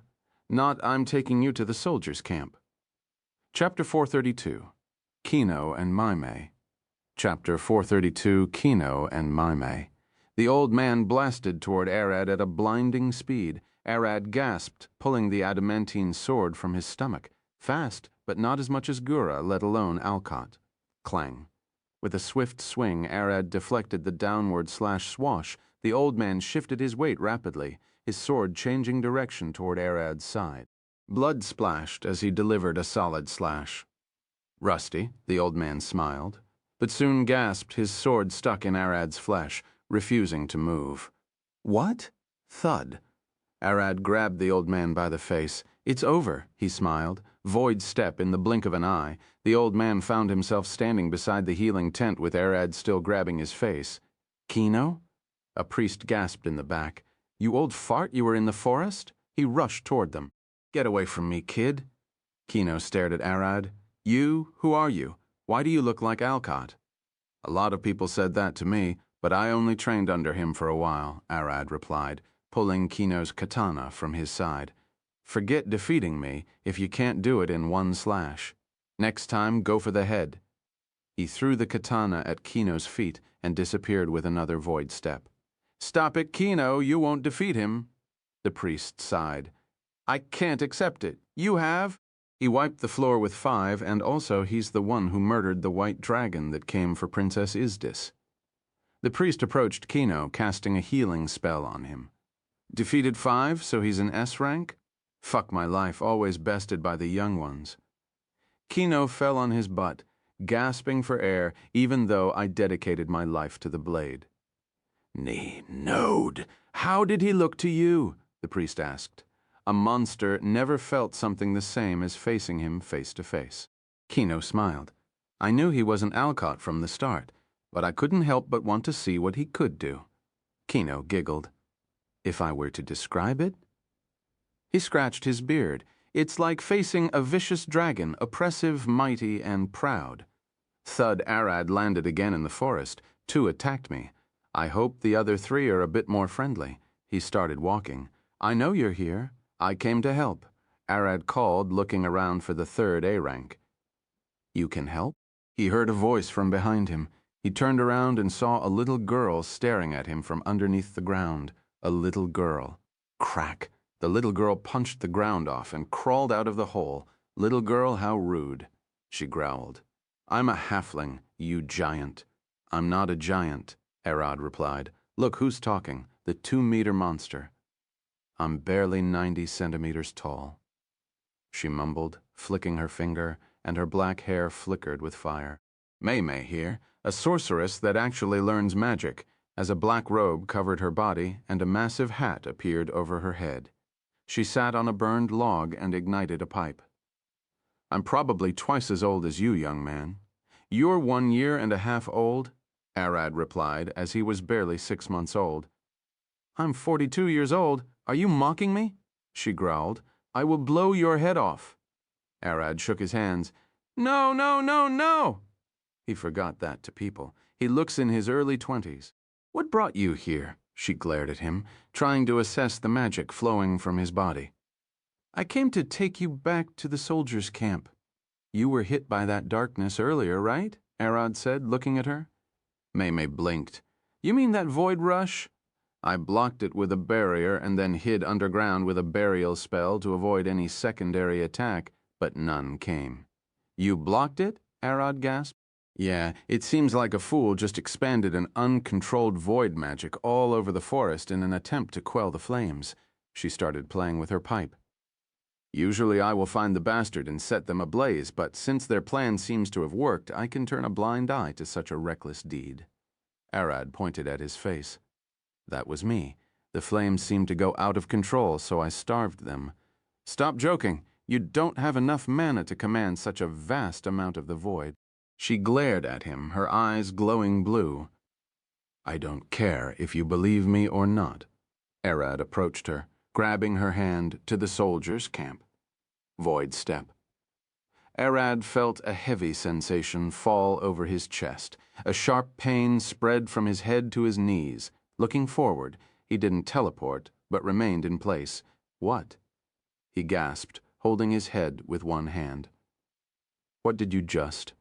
Maymay was about to speak when Arad grunted again. Void step, void step, void step, void step, void step, void step. Fuck casting that! Maymay lunged up and smacked him on the head. You will fry your brain, idiot, she glared at him. Don't you feel the pain? Pain isn't enough to stop me, Arad replied. You can't teleport me. I'm heavier than you. Magic-wise, at least. She looked down. How do I explain it? I have multiple tattoos and enchantments cast on my body, in addition to several enchanted gems that I swallowed or wear as jewelry. How does that make it harder for me to teleport you? Arad asked. Maymay scratched her head. How do I explain it to a muscle brain?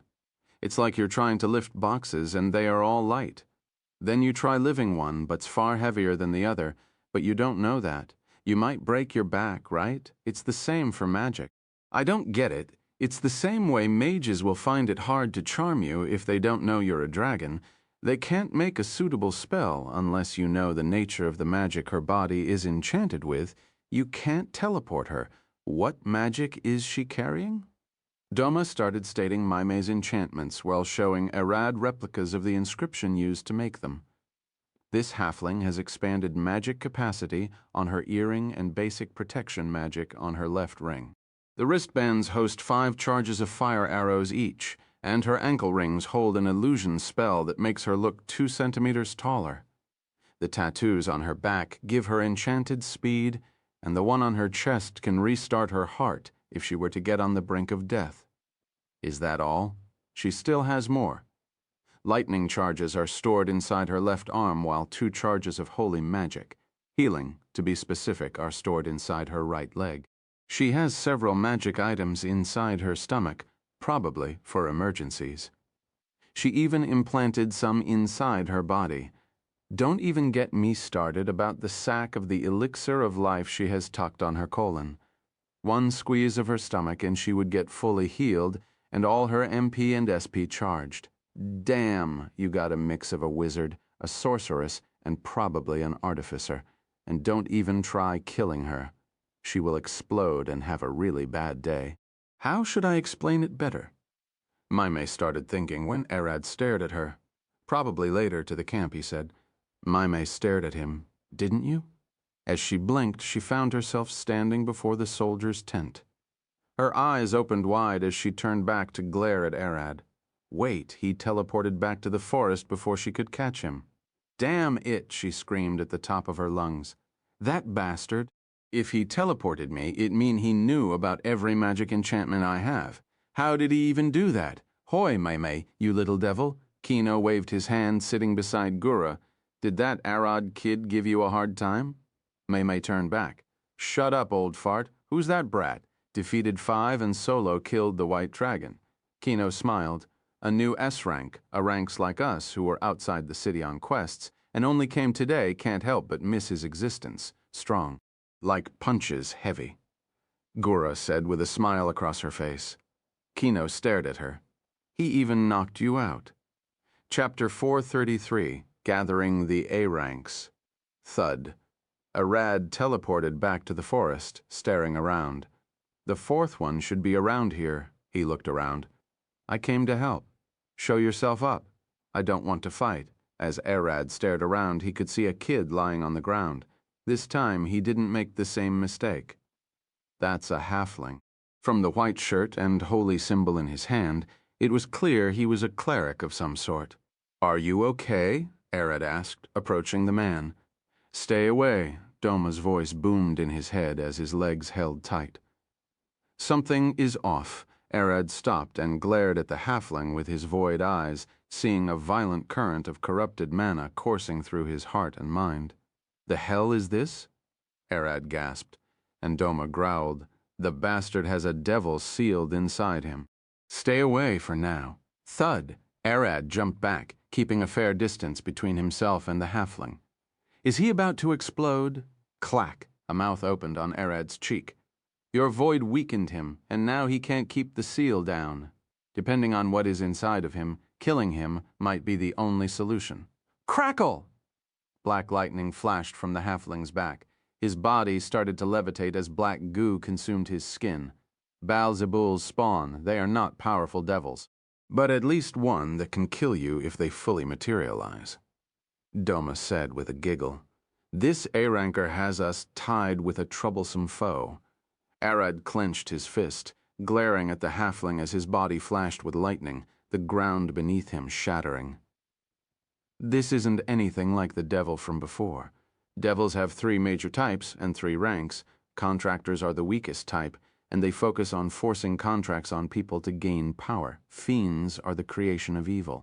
Their main call in life is causing mayhem, the typical devil people think of, and finally spawns. They are shards of power dripped from the devil lord's magic. They spawn from their essence and are vastly stronger. Mom explained. Also, in each type you can find the ranks, lower, middle, and upper rank devils. This one is a middle rank spawn of Baal-Zebul, the devil lady of insects and lighting. Knock him out before he fully manifests. Bam. Arad lunged forward, swinging his fist at the halfling's face. Crackle! Before his fist could hit, the halfling's body flashed away in the blink of an eye. Thud! The halfling landed in the distance, lighting, covering his arms and legs, forming claws and jagged spikes. The ground beneath him burned as he opened his black eyes. The cursed aura of the devil washed over the city, alarming all the paladins to the presence of the monster. In the city, the paladin general turned with a stern face. Amalus, you finally lost control of the devil. As I promised, I shall be the one to put an end to it. Bam! He lunged over the castle wall, leaping from one house to the other as he rushed toward the forest. As the adventurers rested in the camp, they sensed Amolus's devil and snapped up. Amalus, damn it, Maimai growled. Kino pulled his sword. We must hurry and save that arid guy. He glared at Gura. Amolus's devil isn't so. Bam! As they talked, something flew past them, digging a trench in the ground before stopping in a cloud of dust. What did he lose this quickly? Kino lunged into the dust, searching for Arad, but soon he stopped in the blink of an eye, seeing Amalus bleeding on the ground with several punch marks on his skin. Kino gasped as he leapt back, barely dodging the raging black lightning. Bam!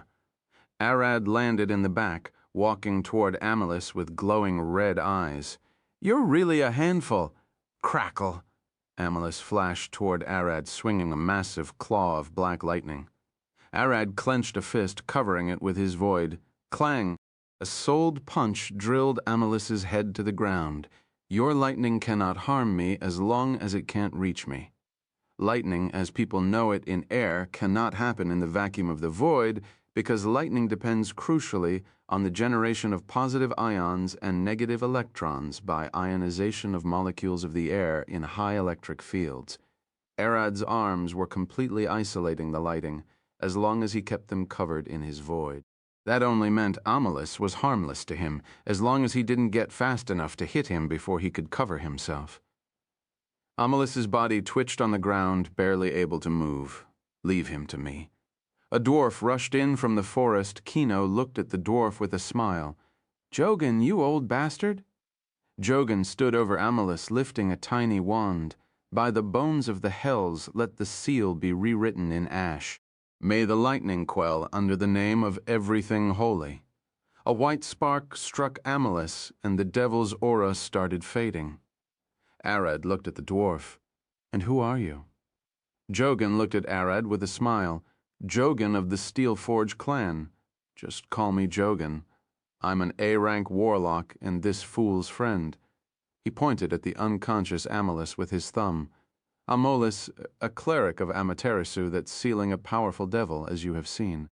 The monster is too strong, and we can't kill it without sustaining a lot of damage. That's why we keep his seal. Arad looked around. So you are all the A-rankers? His eyes darted between them. A regenerative barbarian that absorbs magic, a hard-headed old swordsman, a suspicious wizard halfling with a ton of magic items, a cleric that hosts a devil, and a warlock dwarf capable of maintaining such a seal, Arad said with a passive face. Maimai stared at Arad with a smile. And you were the mysterious dragon slayer from Alina. Arad that beat 5 and wiped the ground with an adult white dragon. Mule and Kino sheathed his sword. Your power is something else, newbie S rank. I'm a B rank, Arad replied with a straight face. No, you aren't. Your power is at least A rank. Defeating 5 head-to-head is a feat initiating S ranks. Jogan smiled. Usually after doing a ton of A rank missions, you can finally take the exam, which is fighting her. If you win, you get your rank. If you lose, then you need more power. I still need to do missions then. Arad sighed. Even if he has the power of an S rank, he can't get the rank without finishing enough quests. But at least 5 was right, defeating her and granting him S rank treatment from other adventurers. He looked at the A-rankers. They probably won't even bother speaking to him in the first place if he didn't defeat 5, or might have started suspecting the source of his power. Bam! As they talked, the paladin general landed beside them, his eyes glowing with divine magic. Where is Amalus? Jogan smiled, pointing at Arad. He managed to knock him out, so I recast the seal. Arad? The paladin general gasped, seeing Arad standing there. You stopped the devil without holy magic? Kino sighed in the back. He just punched his head to the ground. No tricks or fancy spells. Manhandled that devil like he was nothing. How about the devil's curse? You aren't feeling sick. Devils use curses instead of magic. His lightning had the same property. But since you have me, it only proved a delicious snack for me. Arad waved his hand. Not the first devil I had to deal with. Chapter 434, The Merchant. Chapter 434, The Merchant. Not the first devil, you say, Maimai said with an exhausted face. Do you know how ridiculous it is to beat a devil without holy magic? No, Arad replied. Anything will lose if I punch them hard enough. Power dominates. Gura nodded in the back. We agree, she smiled. Kino stared at her with a wry smile. You two pertinently are alike. Raw power wins. Now that the fire is out and everyone is safe, I have to go, Arad said, getting ready to void step back to the castle. Wait. Amolis woke up, barely able to stand. I'm sure I lost control. How did you stop me? As I said, I punched you unconscious. It's that simple, Arad replied, teleporting away immediately. The A-rankers stared at each other.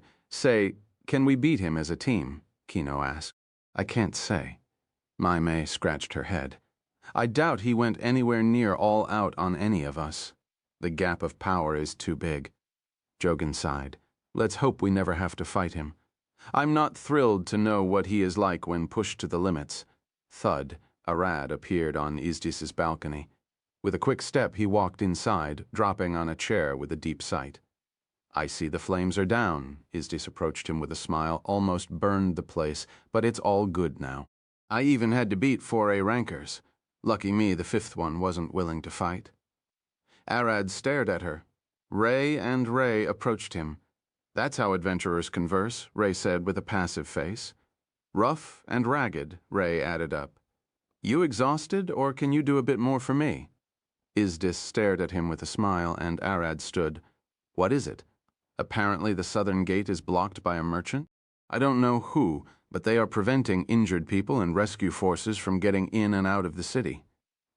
Izdis walked to the balcony and pointed at the southern gate. Arad could see a large wagon blocking the gate. Ray approached Arad, but the goods matter. Food is nice, Ray added. Arad nodded. I understand. Depending on what the merchant is trying to get in the city, they might have priority. He could be transporting medical supplies or rations for all we know. That's right, Izdis smiled. Can you solve that problem? I guess the matter of whether to let her in first or not is up to me. When Arad looked at Izdis, she handed him a signed royal decree allowing him to judge and act in that matter. That gave him the same power her words have. With a nod, Arad teleported to the southern gate. Thud. Landing beside the gate, he could hear people shouting in anger outside the wall. A simple glance revealed 2 horses stuck inside the gate. The wide wagon cannot pass through the small gate. Wrong side. He teleported outside the gate and stared at the crowd, shouting in anger. Get your cart off the way. Move this piece of junk away. My husband is dying. Get out of the way! Screams filled the air as the refugees and injured cried, trying to get into the city as fast as they could while the wagon remained stuck at the gate. Arad walked between the people, pushing them aside to reach the wagon. Who you, bastard? An old man growled as Arad pushed him aside. Oh my! A woman gasped as he nudged her. Let me pass! Arad grabbed an old lady and moved her out of the way before reaching the wagon. A lot of people were dissatisfied with him pushing between them, but none had the courage to actively try to stop him. One of the wagon guards rushed to stand before Arad, getting baffled when he realized her far shorter and looked smaller even with his full-plate armor. Stop, citizen.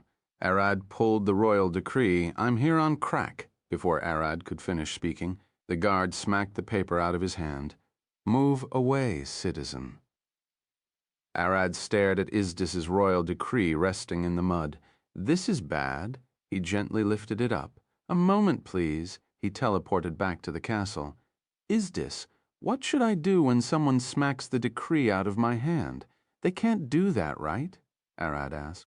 That's equivalent to slapping me or Father Death on the spot, Izdis replied. Not all the time, Ray approached Arad. Fear? Intimidated by you? What? Arad looked at her. You're big and large. He was probably too scared to think rationally, Ray added. That doesn't matter. Ignoring it would make the royal decrees a joke, Izdis looked at Arad. Make sure he at least gets close to death. That way people won't take the decree lightly. With a smile, Arad teleported back to the guard. You, where did clap? The crowd went silent as a guard flew beside them, bleeding and his body smacked into a tree. Arad stared at the guard from where he stood, his fist drenched in blood. You owe me and 2 maids for your life. I was ordered to kill you for disrespecting a royal decree, he growled. The guard wasn't dead. Arad broke his lower jaw with a powerful punch so much that he wouldn't eat solid food for weeks. The other guards standing around the guard froze, and the merchants finally appeared. A man with his wife. The man was a bit large, but far shorter than Arad. His clothes consisted of a purple jacket and a gold-engraved robe. His wife, on the other hand, wore a red dress with a massive hat, the cleavage of her chest visible as she glared at Arad. Who are you? The man growled as the guards moved out of the way. Arad Orion, I was sent here as a messenger from Princess Izdis to solve this problem. Arad gave the man the dirt-drenched royal decree. He's the one who smacked it out of my hand. The merchant nodded. I don't see anything suggesting I should move. It says you have to decide that. Arad nodded and looked back at the crowd. Please wait for a second. I will deal with this. The people went silent, waiting to see what Arad would decide. Can I check the cargo? Of course, the merchant said with a large smile on his face. I have here over 50 platinum coins worth of rare goods. As the merchant started explaining his goods, Arad stared back at him. I don't care how much are they worth. I care what they are so I can decide whether they go in first or the people. Arad looked inside the carriage. It's filled with jewelry. He even recognized some made by his kobolds. Apparently, they were imported from Alina, rare hides, woods, and even some art pieces and pottery. Arad walked out. "People go in first," he stated. "Nice cargo, but it can wait. The injured can't." "That can't be." The merchant's wife growled. "Mind? Lov. Ode. Arad glared at her. "Your wagon or carriage thing can't pass through the gate anyway. Pull back and start thinking of another way to get it inside, and let people enter in the meantime." He pointed at the bleeding soldier in the back. The merchant stared at the carriage, his face twisted for a second. "You're right, pull back up," he growled. The carriage guards tried to pull it back, but remained stuck. "Sir, we can't move it. Move away." Arad pushed the guards away and tried to pull the carriage himself. He could hear its wood cracking. Any more force, and he would shatter it, damaging the cargo. "Damn it, she doesn't want to move. What will you do?" The merchant stared at Arad, almost amused at the fact, "I will either punch a hole in the wall or teleport all the people inside." Arad mumbled, looking at the wall. "This looks expensive. Izdis would kill me if I broke it, so teleport it is." He walked toward the crowd and put his hand on the head of the first man he came across. Void steps on, Arad teleported the man inside the city and then went out in the blink of an eye. The people gasped, seeing one of them disappear like that. In a few seconds, Arad already moved tens of refugees inside the city. The merchant stared at him with a terrified face. The mages he knew could only teleport once every few seconds. They take time to cast the spell and certainly won't be able to move such a large number of people. After 3 minutes and 45 seconds, Arad had moved all the 200 people and 33 people into the city, including the injured guard, as the people stared at him in awe. He could hear 2 voices calling from behind him, "Oh, Great One, Absolute Lizard, hear us." Arad turned, and he could only see the 2 horses dragging the merchant's carriage. He approached them, and the 2 horses looked down, avoiding eye contact. As animals, they could already sense he was a dragon, and were risking their whole life calling him. "What do you want?" Arad asked. "We do not want to. We plead to the dragon." A horse shook his head. "Humans hate." The other horse smacked his hooves on the ground. "I will help. Tell me what you plead or want," Arad smiled. The 2 horses looked at each other. "They transport ghost grass beneath the carriage," a horse said. "Sells well in dire times," the other horse added. "A moment, please." Arad nodded with a smile, teleporting back to Izdis. "Finished?"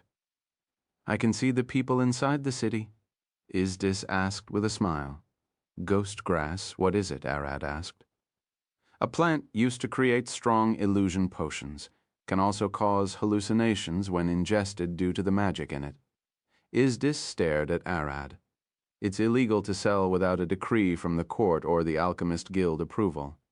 "Did the merchant have it?" "Didn't tell me. The horses ratted them out." Arad replied, "Chapter 435, Spreading Fame." "Chapter 435, Spreading Fame. I see." Izdis scratched her head. "Find the grass and let the guards handle the rest." "I don't think delicate matters are your strong part." Arad nodded. "I much rather have clear work to do." He smiled. Arad would much rather take simpler jobs. Void stepped on. Arad teleported back to the gate, standing beside the horses. "Thanks, I will handle this," he patted them. "Now, play along." He opened his void eyes and looked behind the wall. The merchants and their personal guards were discussing something. But they didn't seem to be trying to get the wagon out of the way. With a smile on his face, Arad's body turned black as shadows consumed him. A black rat stood there beside the horse's hooves. The horses stared down, not daring to move. They could see it, feel it, but the humans can't comprehend it. Even with the dragon's incredible polymorph skills, they rarely transform into something significant. You will never find a dragon transforming into a tiger or a lion for one reason: they don't need to. A dragon is already an apex predator. He doesn't need to mimic others for claws or a vicious look.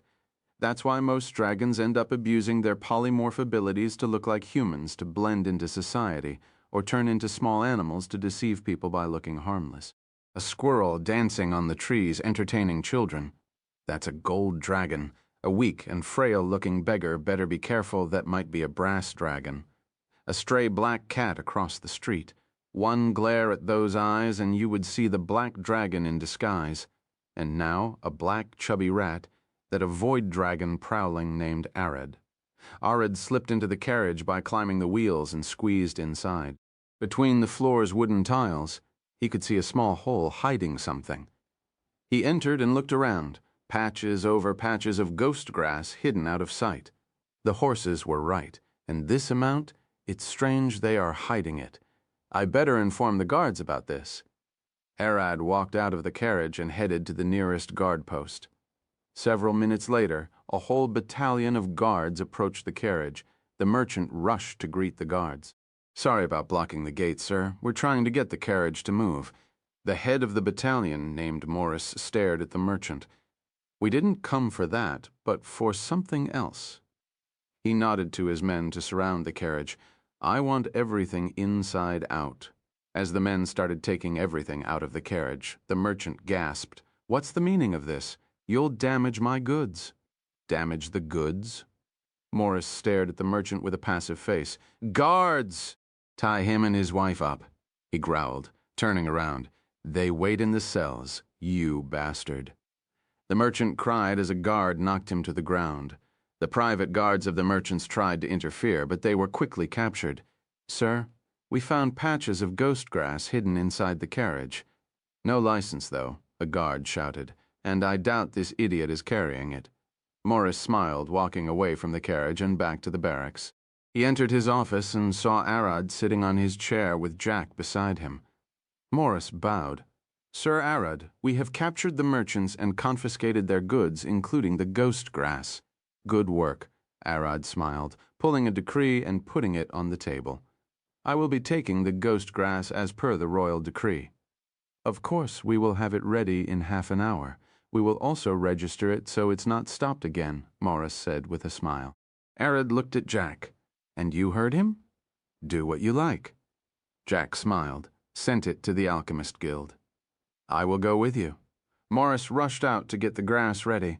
"What will you do with it again? Smoke bombs?" Arad stared at Jack.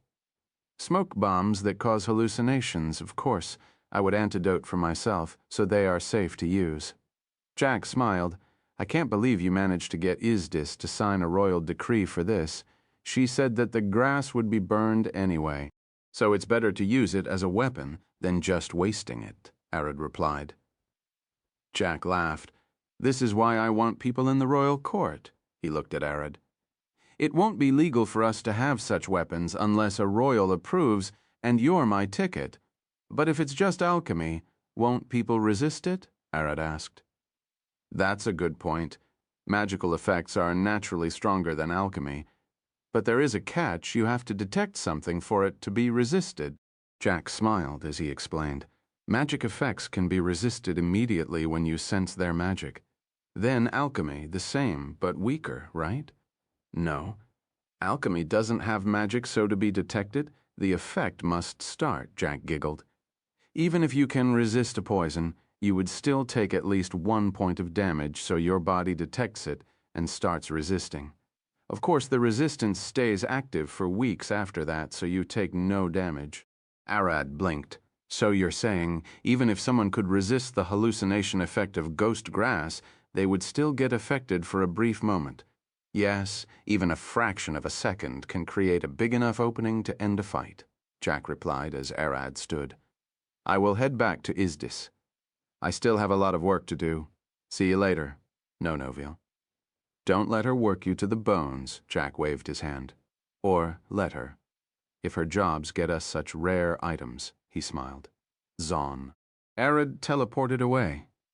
Jack stared around the office with a smile on his face. From dragged here to get locked away to working with them. How things changed in a few months. He walked out. Thud landed in. Izdis's office. He walked toward a chair and sat with an exhausted face. "Anything else?" Izdis scratched her chin. "A lot to go," she pointed at a stack of papers. Arad sighed. What do you have? Izdis gave the remaining missions to Arad one after the other. From restoring water supplies to carrying medicinal and trying to calm down the raging cattle after the dragon attack, each time Arad went and returned, Izdis gave him more missions. But unlike her two maids, her goal wasn't exhausting him, but getting his name across the capital. She made sure he got known to the guards, soldiers, merchants, farmers, and even the adventurers venturing into the wild. With each mission accomplished, his name spread across the capital like wildfire. It wasn't just rumors of him beating 5 or killing a dragon. Even the people who missed those events had to see him in action at least one time. Chapter 436, Izdis's Night Eye. Chapter 436, Izdis's Night Eye, Baird, Vol. Arad barely managed to finish all of Izdis's missions by the late afternoon. He came back and rested on his chair. I hope this is all, he sighed with an exhausted face, but he was more exhausted mentally than physically. Exhausted? Ray approached Arad with a smile. Sister, he's exhausted, Ray added. Arad stared at them and smiled. Not really. Tell me again. Why did I have to find an old lady's dog that got missing? Izdis stared at him. Grandma Rena. She's the city's cheese master. She stood from her chair, packing all the papers into the drawers. Due to her skills and age, she's specially protected by the royal family. Arad stood as he saw Izdis about to leave. That reminds me, Baltos likes cheese. Father was the one to sponsor her in the past. From what I heard, she was but a farm girl before she found. Father Izdis and Arad walked out of the office with Ray and Ray walking behind them. She found him, dead drunk in the middle of the street. Izdis replied with a giggle. She didn't recognize him as the king, but thought he was a drunkard. Ray approached Arad. Debt collectors for a local gang happened to approach her the next day, and His Majesty was the one to open the door. His Majesty was strong at the time. He wiped the ground with the gang members and raided their base alone. Ray added. Izdis stared back at them. Ray, get the bath ready for us.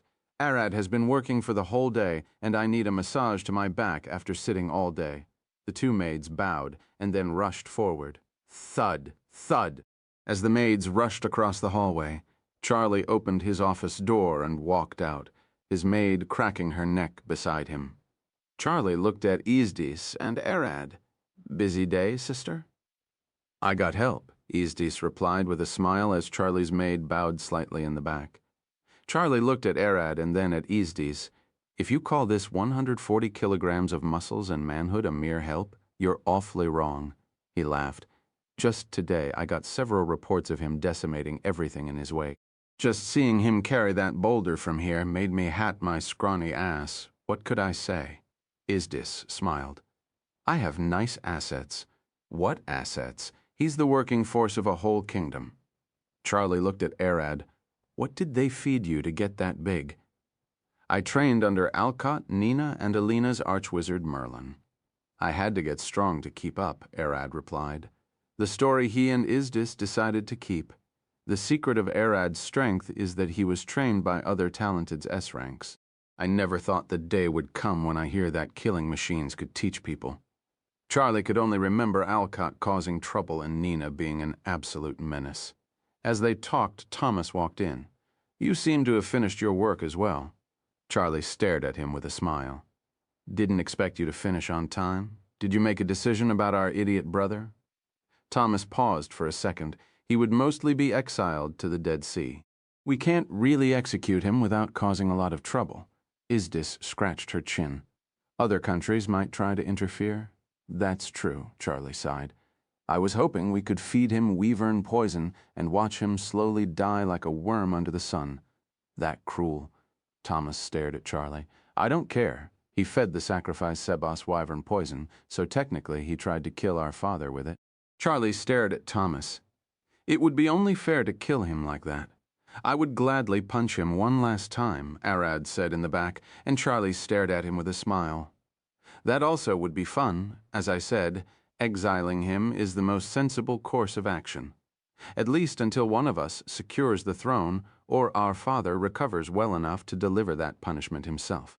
Charlie scratched his head. If I were to sentence him to death, people would think I sat him up from the start, and I would lose most of my chances to the crown. Not that you have much. Thomas stared at him with a wry smile. Don't forget about me. Isdis stared at them. The throne is mine. Or do you want him after your heads? She pointed at Arad. Hell no, Charlie gasped. Look at those arms. They are thicker than my waist. He could use me like a jumping rope for all I'm worth. He took a few steps back. Lady Isdis. Ray came from behind them. The bath is ready, Ray said from behind her. I'm coming, Isdis replied with a smile. She turned and waved her hand. See you later. She and Arad left, following Ray and Ray to the bath. Soon after they reached the bath's door, Ray opened it, Isdis and Arad walked inside, and Ray closed the door. Inside the changing room, Arad looked around and saw the two bathmaids there. Ray and Ray as well. Lot? He sighed. What Isdis asked, looking at him as his face became a bit worried. Too much? He pointed at the two bathmaids and Ray, extra women. Do they bother you? She replied, and Arad shook his head. No, it's just strange. Ray looked at Arad. It can get out of hand sometimes. They work here as bathmaids, while we're Lady Isdis's personal maids. Situations like this happen quite often. Lord Arad doesn't have a maid? Ray asked with a puzzled face. Someone of your power should already have a dozen servants. I don't, Arad replied. Isdis stared at him. What about Tina? But I guess she's more like a housemaid. You think so? Arad started taking off his shirt. I never treated anyone like a maid. That's true, as I never saw you order her around. Isdis giggled. Aella handled that part. Sir Arad, we will help you. The two bathmaids approached Arad while Ray and Ray helped Isdis. Arad lifted his hand to stop them. Look, I figured out a new trick. With a smile, all his clothes disappeared in the blink of an eye. I can hide them in my storage. He lifted his hand and dropped them away. The clothes fell in the basket to the side, chapter 437.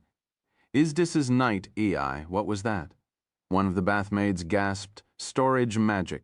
As long as it's in contact with my body, I can store it. Arad replied with a smile on his face, approaching Isdis and touching her shoulder. Zon Isdis's upper shirt disappeared in the blink of an eye. As long as I can overpower the wearer's magic, I can suck it. Arad's stomach had several limitations. For once, he can't store living things. Not because it's impossible, but because they would die to store a living being. Arad has to overpower the creature's innate magic control. That means a strong enough individual can resist getting sucked into Arad's stomach. For example, he can suck Isdis into his stomach, but can't suck someone like a Ranker's. The stomach doesn't seem to have a space limit, as Arad didn't hit that, but it does seem to have a speed limit. It takes time to suck large things or get them out. It has a low precision when getting things out. If Arad tried to wear his clothes directly from it, they might collide with his skin and cause a rejection blast, dealing a lot of damage. When a living being carries an item or wears it, their magic flows through it and makes sucking it harder. Arad has to overpower their magic with his own to do it. That means to take Isdis's clothes, he has to overpower her innate magic. This is especially true when the item is magical. Bounding magic is a special magic that binds a weapon or an item to a person, making it impossible for Arad to disarm them. Nina's great axe and Jack's prosthetic limbs are bound items that Arad can't rob. To avoid some of those limitations, Arad can use his void expansion and enforce his own magic over a large area. Isdis stared at Arad with a smile. Strip touch. Can you disarm someone when punching them? Depends on their willpower, Arad replied, touching Isdis's corset. He tried to suck it away, but couldn't. Enchanted demon spider silk, Isdis replied. It's a light underclothes armor. I can't be too careful with the assassination attempts. We probably should get some for the others, Arad said, and Isdis nodded. I already set orders for them, but it will take a while for clothes to be made. Made for order, Ray said, with a passive face. Too expensive to waste on shelves, Ray added. Isdis looked at Arad with a smile. Go ahead before me. I will follow you when this thing is out. She tapped her corset. The thing was tied behind her back with several silver bindings, one of the reasons she can't take it off on her own. Arad walked into the washing room to see the tree bathmaids waiting inside. "Welcome back, Sir Arad." They bowed slightly. "You're calmer than the last time," Arad said with a smile, walking beneath the hot shower. "Sorry for our previous ugly show," one of the maids bowed deeper. "It's unbefitting of us to be scared of the one who saved the city." Arad pulled the sponge Gojo gave him and gave it to the maids. "You can use this." The maids stared at it with a smile, a mithril sponge designed to clean hard things. Helping him wash is always a pain with how tough his skin is. Click. The door opened, and Izdis walked inside with her two maids. She was naked while they covered themselves with two white towels. Arad looked back them. "That was quick. We're used to helping her," Ray replied with a smile while Ray asked the bathmaids for the sponges and soap location. Thud Izdis stood beside Arad and turned on her water, causing him to stare at her for a second.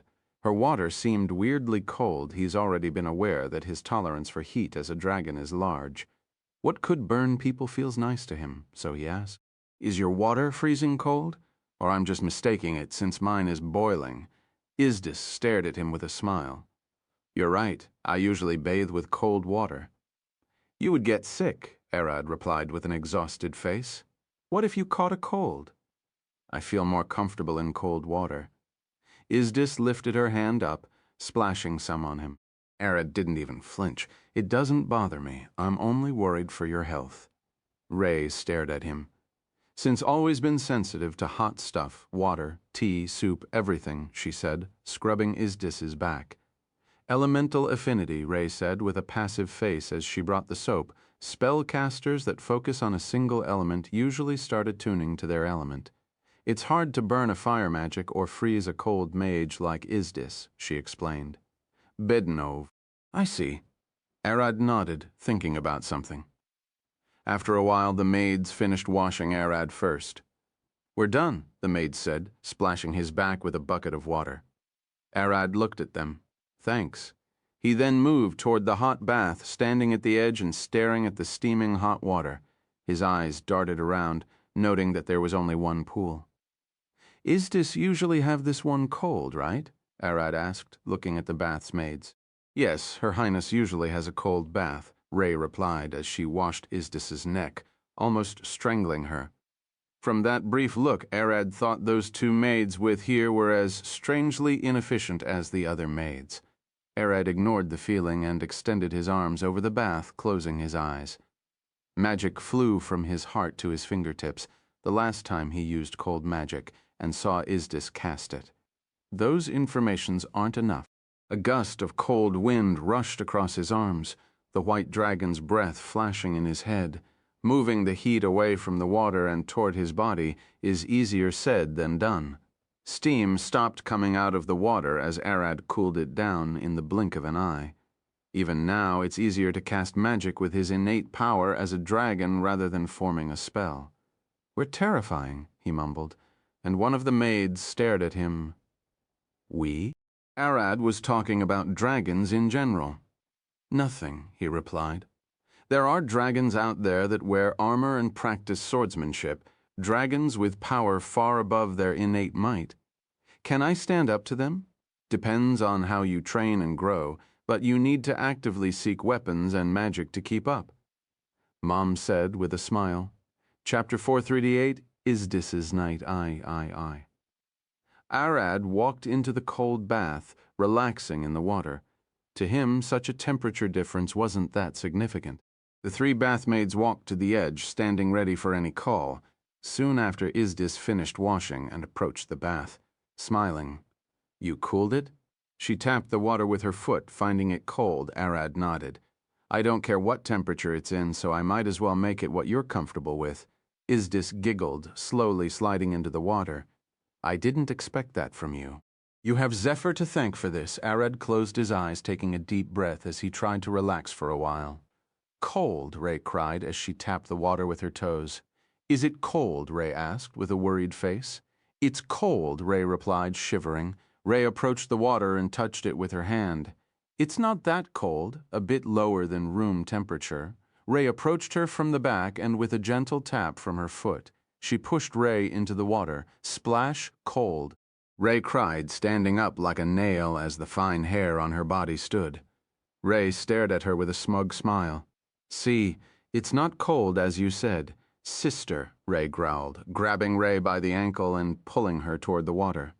Ray resisted, trying to hold her ground. Let go of me. Ray growled, kicking Ray in the face, trying to push her back to the water.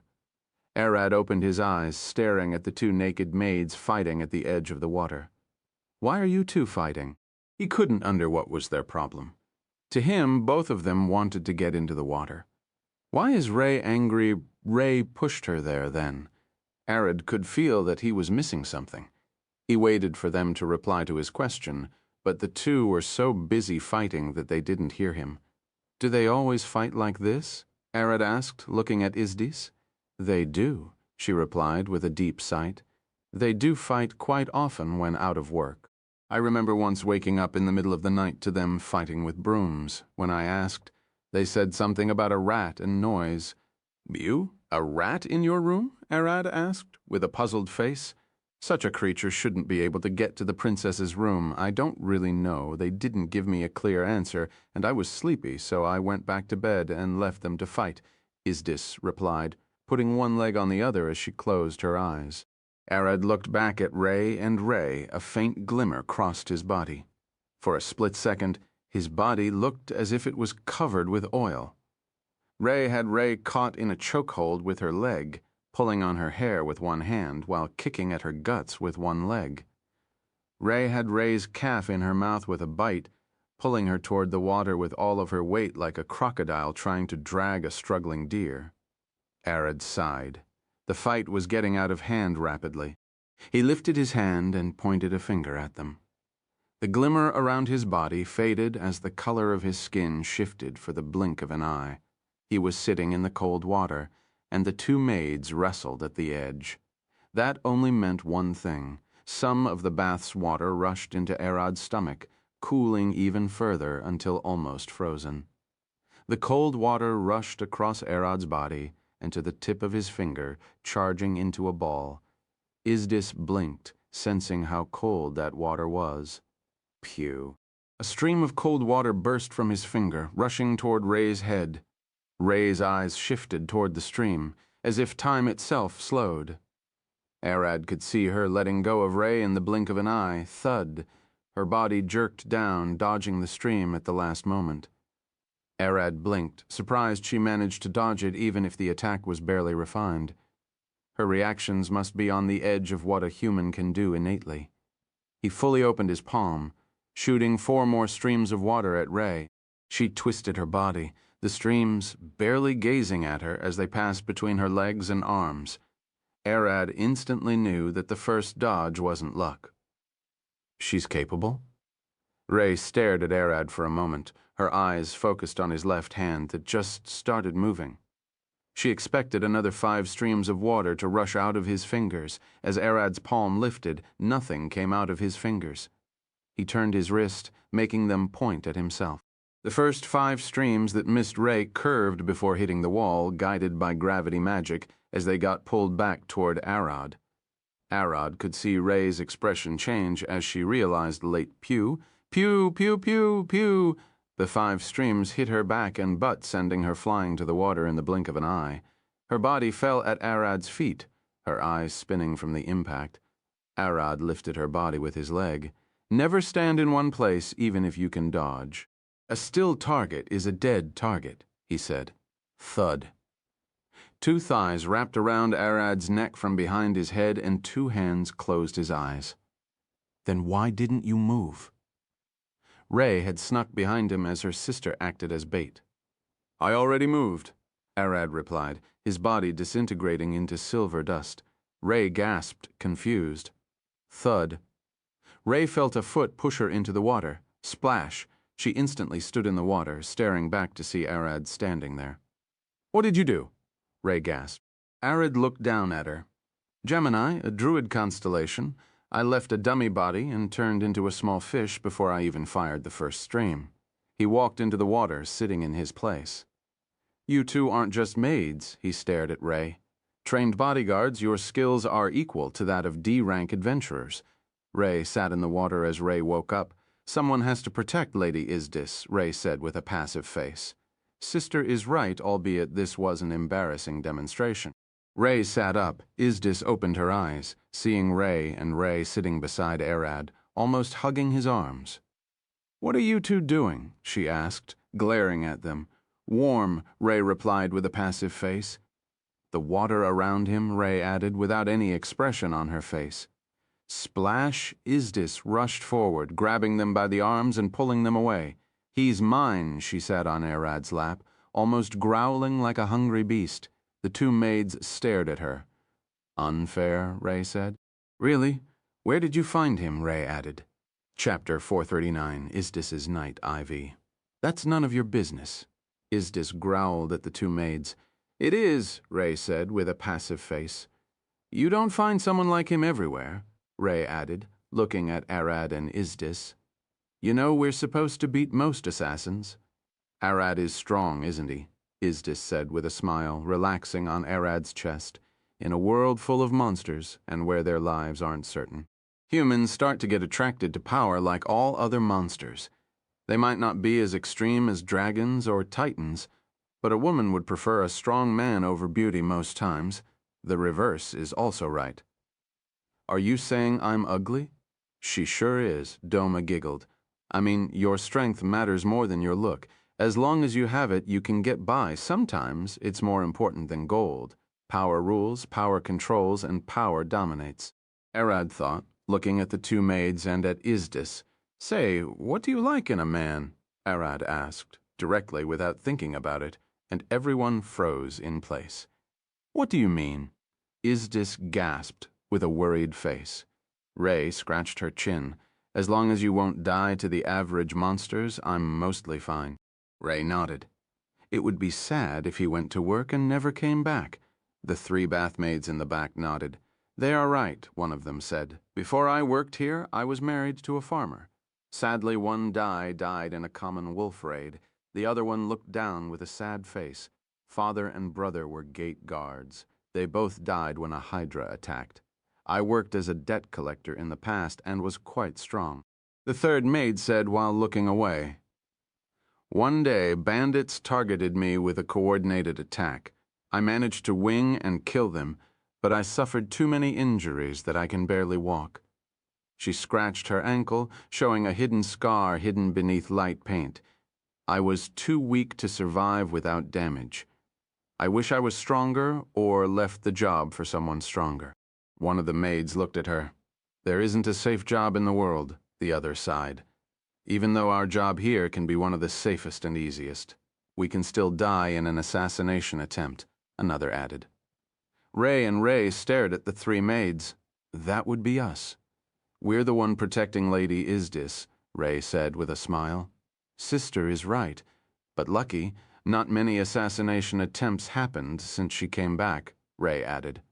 Arad blinked. Not many?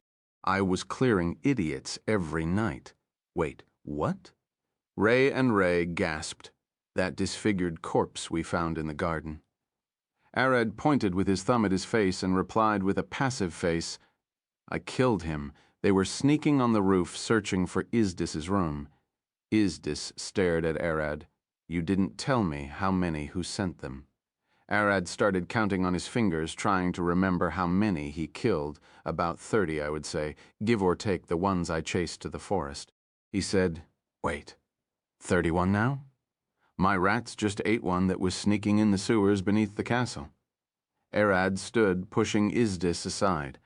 He walked to the drain and stared down, his hands resting on his waist. There are another 3 trying to sneak here at the moment. He looked at Isdis. Someone really wants you dead. What? I would inform the guards immediately, Isid's gasped. No need. Arad waved his hand. With where they are hiding, they would escape before they could get caught, Arad replied, kneeling down and touching the ground. Isdis started at him with a smile across her face. Of course, he's a dragon. He has been living here for a few days. This castle is already like his lair. You can't sneak into a dragon's lair and expect him not to notice. Jin and Kin are already here, but they won't interfere with the crown candidates no matter what. She stood. What are you going to do? Kill them. All I need to do is pull them up with gravity, and they will get crushed on the ceiling of the sewers. Arad replied. Don't kill them. Pull them up, but not hard enough that they would die. She stared at one of the bathmaids, informed the changing room maids to report this to the guard. She looked back at Arad. Where, exactly? 23 meters down, 17 north and 5 west, Arad replied. Izdis tried to imagine the place, doing her best to remember the castle layout. From here, that would be the main sewer line going between the kitchen and this bath. She looked at the maid, go. The bathmaid rushed to inform the changing room maids, who reported it to the guards outside. Arad pulled the assassins up with gravity magic, tying them until he felt the guards' presence beside them. They are caught, Arad replied, looking at Izdis. A light torture session and some spells, and we'll get answers to who sent them. She sat in the water. To think all of those assassins were coming behind my back, she sighed. Ray stared at Arad. We aren't needed, Ray said with a sad face. He's too much, sniffed them all the way from here, Ray added with a sadder face. Izdis stood slightly panicked and shook her hands. No, don't compare yourselves to him. He's a bit of a special case, she said with a tense smile. It's unfair to ask them to match up to a dragon, she thought. Ray still looked sad. Arad didn't just beat them to a kill. He also was protecting them and Izdis since they came without them knowing. Arad looked at them. So no one answered my question. Reliable, Izdis replied with a smile. As long as I can leave my back to you and be at ease that all is needed, you're exceptional at that. Ree looked at Arad's strong senses. As long as you can notice the small changes, you're fine. Arad looked at her, like the fact you cut your hair a bit between our meeting and coming here. Ray gasped. I tried helping the maids heat the water and ended up burning the tips of my hair. It was less than a finger, so I just cut that bit. She stared at Arad. You noticed that? She said with a shaking face. For me, Ray looked at Arad. Muscles.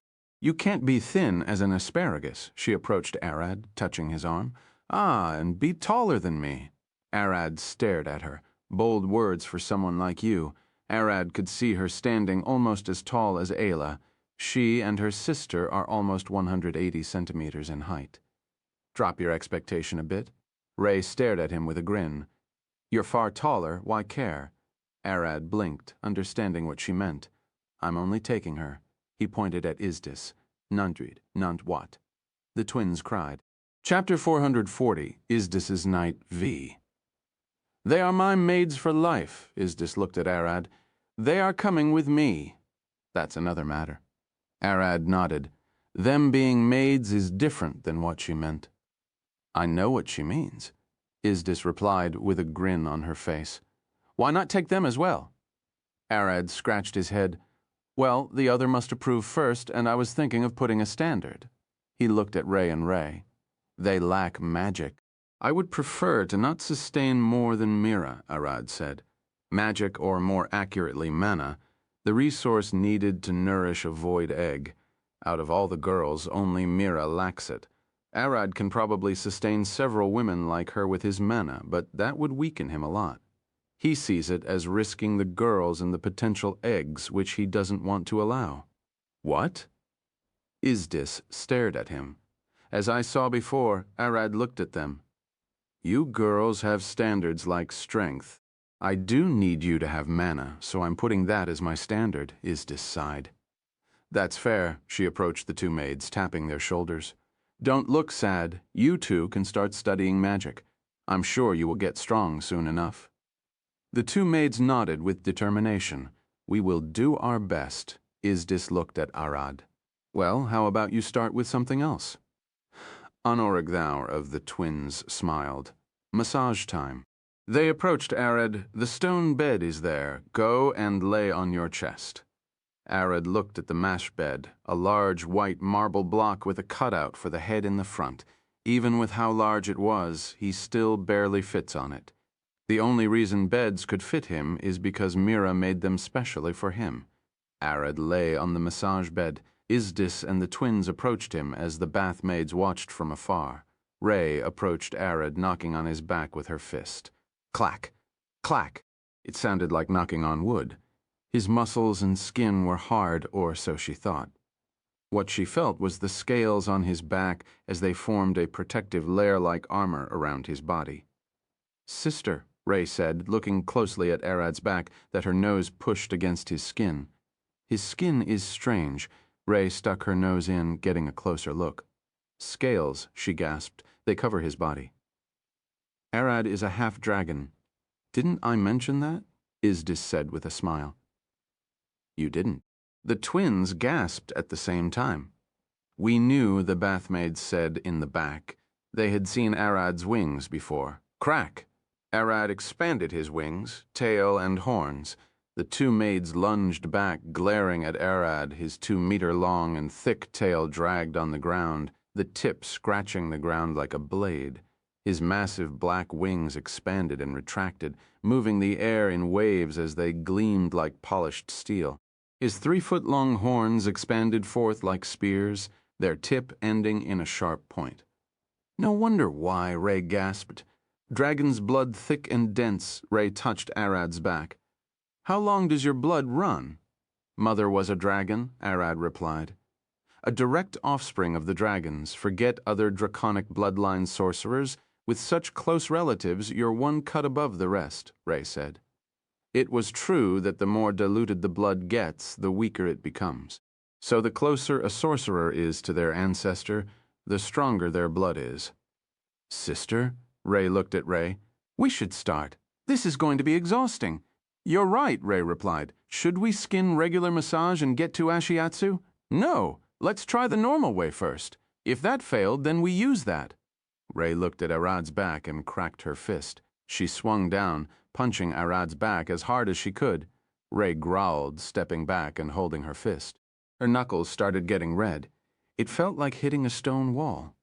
His skin, it seems soft when you push on it slowly, but it becomes rock hard when facing an impact. "Any technique that includes hitting or tapping is out of the question," Ray said, putting her hand on Arad's back and gently pushing down with all her strength. "Sister, use your elbow," Ray said, using her to push at Arad's wing muscles. For a dragon, those were the largest muscles in his body. That's the reason why a dragon's punch is stronger than their kick. Izdis approached. "You two are worrying too much about him." She started pushing down on Arad's lower back with all of her strength. "You can try to kill him, and he won't even feel it. Go as rough as you can." She was right. No matter what they do, they can't harm him even if they want to. At that moment, she can only imagine Nina or Miriam being able to harm Arad in a massage. As the three worked as hard as they could on Arad's back, it started to prove more difficult than they expected. Arad had worked a lot that day, from killing dragons to moving boulders and running across all the capital. His shoulder and back were really stiff, to a point that even Izdis was finding it hard to fix.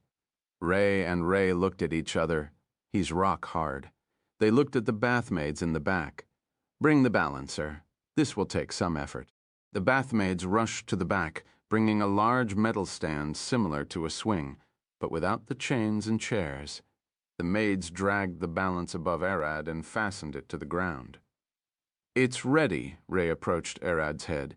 "Your back is too hard for us to work on without hands. I'm going to step on your back using your whole body weight." Arad turned his head and looked at her. "Look up," Ray showed Arad the balancer. "Usually this is used to balance on someone while stepping, but for you, we're going to use it as leverage to push down even harder," she explained. "Do what you want," Arad replied.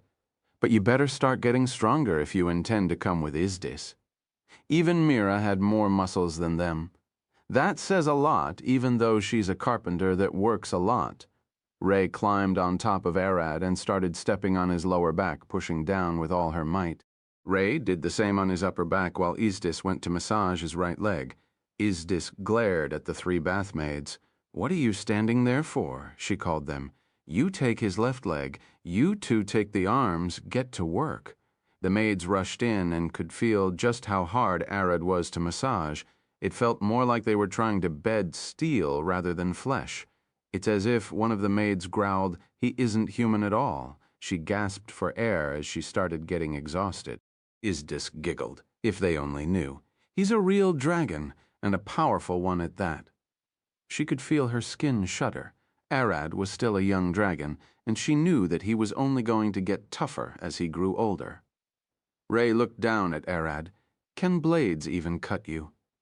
"They can't," Arad replied. "Swords dull and chip away when they strike me, and hammers and arrows bounce back unless they have magic." "Holy gods," Ray gasped. "Sister, did you hear that?" "Yes, I did," Ray replied with an exhausted face. "Really? What did you eat to get this tough monsters?" Arad blinked. She was right. He eats monsters. "Who knows? I might be," he replied. "If they are going with Izdis, it's probably best to tell them he's a dragon, but not now when the bathmaids are present." Chapter 441, Izdis's Night Vi. After about an hour, the twins stared down at Arad. How is it now? Sweat dripped across their faces as they panted. The bath's steam only made it harder to breathe. "Better," Arad replied. He could feel his being a bit lighter than before.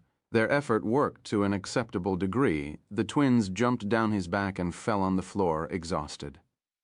Izdis and the bathmaids sat down, trying to catch their breath. That was tough. One of the bathmaids sighed, feeling arms screaming in pain. "Really? What is he made from?"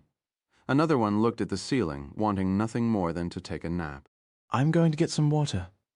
The last of the bathmaids stood and went out for a moment. Don't relax too much. "We still have the tail and wings," Izdis said, trying to stand up. The twins stared at her.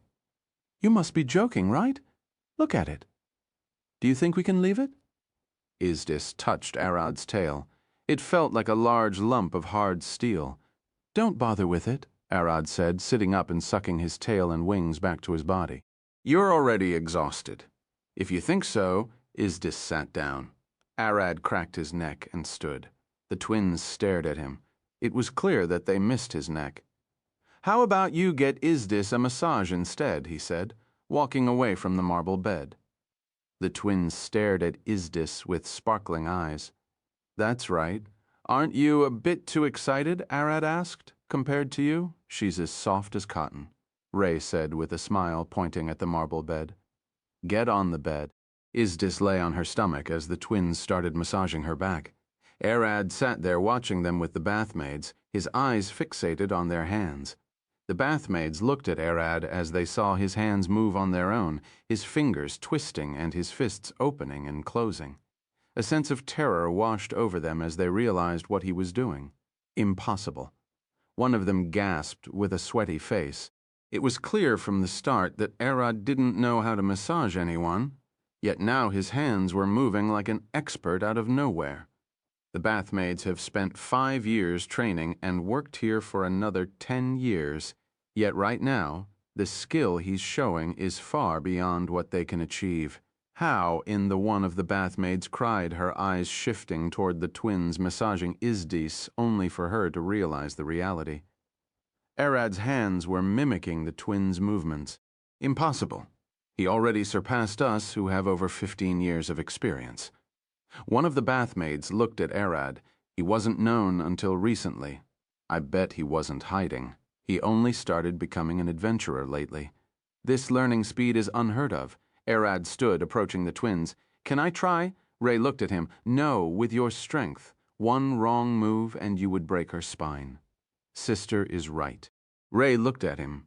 "We will teach you later." Arad looked at Izdis's back, his eyes sparking dark purple with a hue of yellow flickering, his void eyes, vampire and wormwolf vision, all activated at the same time. He could see blood flowing in Izdis's vein, the muscles and bones of her body twitching and moving. The weakest of them were the stiff ones. "So now you would go here," Arad pointed. "Yes, good guess," Ray replied and went back to her work. "You forgot this part," Arad pointed again. "Look, it's a bit tough if you poke it." Ray looked closely. Wait, you're right. How about here? This joint didn't pop yet, he pointed at a part of Izdis's spine. Ray stared at Arad, confused. She put her hand on Izdis's back and pushed down. Crack! The twins paused and stared at Arad. How the hell did you know? I can see it, Arad replied. No, that doesn't make sense. How can you see it? Ray gasped. Arad was displaying a strange sense. Most expert massagers relied on their experience the most, but he didn't have that. That's it. I can see it, Arad replied with his hands resting on his hips. My eyes are powerful enough. The same way you detected the intruders? How sharp are your senses? Ray looked at Izdis. Did you know about this? Yeah, Izdis replied. Arad can see the weakness in people's bodies to fight them. I bet he's using that on me. Arad's three eyes work in a simple way. His void eyes detect magic and show him mana as a blue haze. The vampire sight clearly shows the flow of blood through the body, which usually allows the vampire to bite efficiently, but here he's trying to see which part of the body has weak blood flow, too much. And lastly, the werewolf eyes are sensitive to motion and can detect the slightest twitching in muscles and bones due to the heart pulses. And from that blood, Arad's nose also became extremely good at smelling pheromones and hormones inside other people, which allows him to learn their mood, how they feel, and if they are sick, exhausted, or the like. Let him try, you trust his skill, Izdis said with a smile, and Arad started helping the two maids massage her. As Arad slowly worked on Izdis's back, one thought coursed across his mind. This would work well with the slapping style. Instead of pain, I can disable someone by hitting them in the correct spots. Nemever, or after the bath, Arad, Izdis, and the twin maids headed to the dining room for dinner. To their surprise, the royal dinner was canceled that night, with everyone taking their food to their room, simply because the king isn't present. Arad, Aela, Mira, Eris, and Izdis talked for a while as the maids quickly prepared their food. Lady Izdis, the twins approached, carrying and pushing a whole table. Dinner is ready. Shall we head to your room?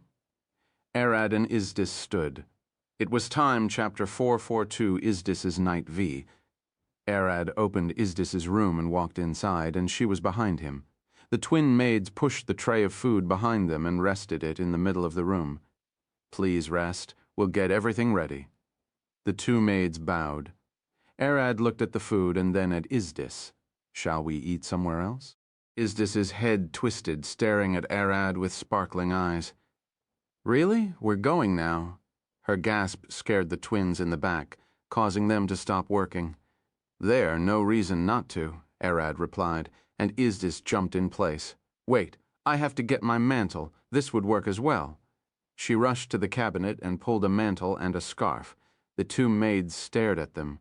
What about dinner? Izdis stared at them. Forget about that. I've been waiting for this for such a long time. She had heard tales from Aela and Mira about Arad's tendency to fly them away. She was especially excited when she heard of Mira's first trip and how fast Arad could move. Izdis has always been a fan of riding horses. She loves nothing more than sprinting across the plains on a fast steed. To her, Arad was a horse on steroids that could fly and was several times bigger. If that's the case, the twins stared at her. Can we go with you? Izdis stared at Arad. I don't know. Arad thought about it. There was no reason to hide being a dragon from them since they would remain with Izdis. Why not? Arad said with a smile as he approached the food tray. With one touch, it disappeared. Where did the food go? The two maids glared around and Arad waved his hand. Don't worry, I stored it so we can eat outside. Now wear something warm for the trip. After making sure they wore enough layers, the three stood before Arad. We're ready. Where are we going? Izdis asked. There is an island to the west across the sea. We're going there. Arad had already scouted the area from the sky, and that seemed like a nice place. Wait. The twins stared at Arad. That's 2 weeks away, Ray said, and there is the active trench of Abor in the way. Active trench of Abor, a series of mountainous terrains burning with lava and active volcanoes. It's sometimes called Hell on Earth, a place where tames and sorcerers go to hunt fire-type monsters. There are many active trenches across the world in the same ways lakes and Arctic regions exist. We're going right through it, Arad replied, his fists resting on his hips as he smiled. Izdis jumped in place. Yays! The two maids stared at her, confused. What could be fun going through such a place? No. How are they even going there? It's impossible to get there in less than a week, let alone in the middle of the night. Arad extended his arms. Hold on to me. We first need to get out of the city. The twins remembered Arad teleporting to the walls. We're teleporting out? Ray asked. Of course we aren't walking there, Arad replied. Ayla and Mira had told Arad about Izdis before. She mainly likes two things, adventure and writing songs about those adventures. So he has been preparing for a while for this trip, making sure he got a dangerous route, enough so she can find it fun, and easy enough so he can fly them across safely. As everyone touched Arad's arms, they found themselves standing in the middle of nowhere, looking at the city from the edge of a mountain. How? The maids gasped. They didn't expect Arad's range to be this big. Arad cracked his neck once again, and Izdis pulled the twins away from him. Stand here for a second, she said with an excited face. This isn't something that money can buy. The twins stared at her. What? Crack, crack. As they asked, they heard Arad's bones crackle for a second. They turned toward him to see his wings expanding. His massive tail whipped around like a whip, cracking a large stone and ripping a tree in half. Arad's skin turned black as his eyes flashed purple, his hands twisting into claws as his body bent forward. His body expanded, and the two maids fell on their butts, shaking. Bam! Arad's claw landed on the ground as his massive body growled, glaring down at the girls. The two maids looked scared while Izdis held her face with an excited smile and a blush. Majestic, she gasped. Wait, what's the meaning of this? The twins stared at Izdis. I'm a dragon. Well, Mother was a dragon, and Father should be a human, so you can still call me a half-dragon, he said, his void booming deep, causing their chests to vibrate. A true dragon? The two maids almost cried. Don't worry, I don't bite, Arad said. He swallows his food whole. Izdis joked, poking the twins. Come on, stand up. We're going on a trip. No, dragons are proud creatures. It's always a known fact that most dragons don't like carrying people on their backs. He won't carry us. I'm here, remember, Arad called them.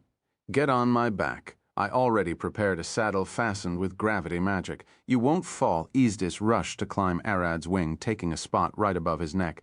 This is my place. The twins stared at each other and then at Arad. Really? Of course. Get on my back.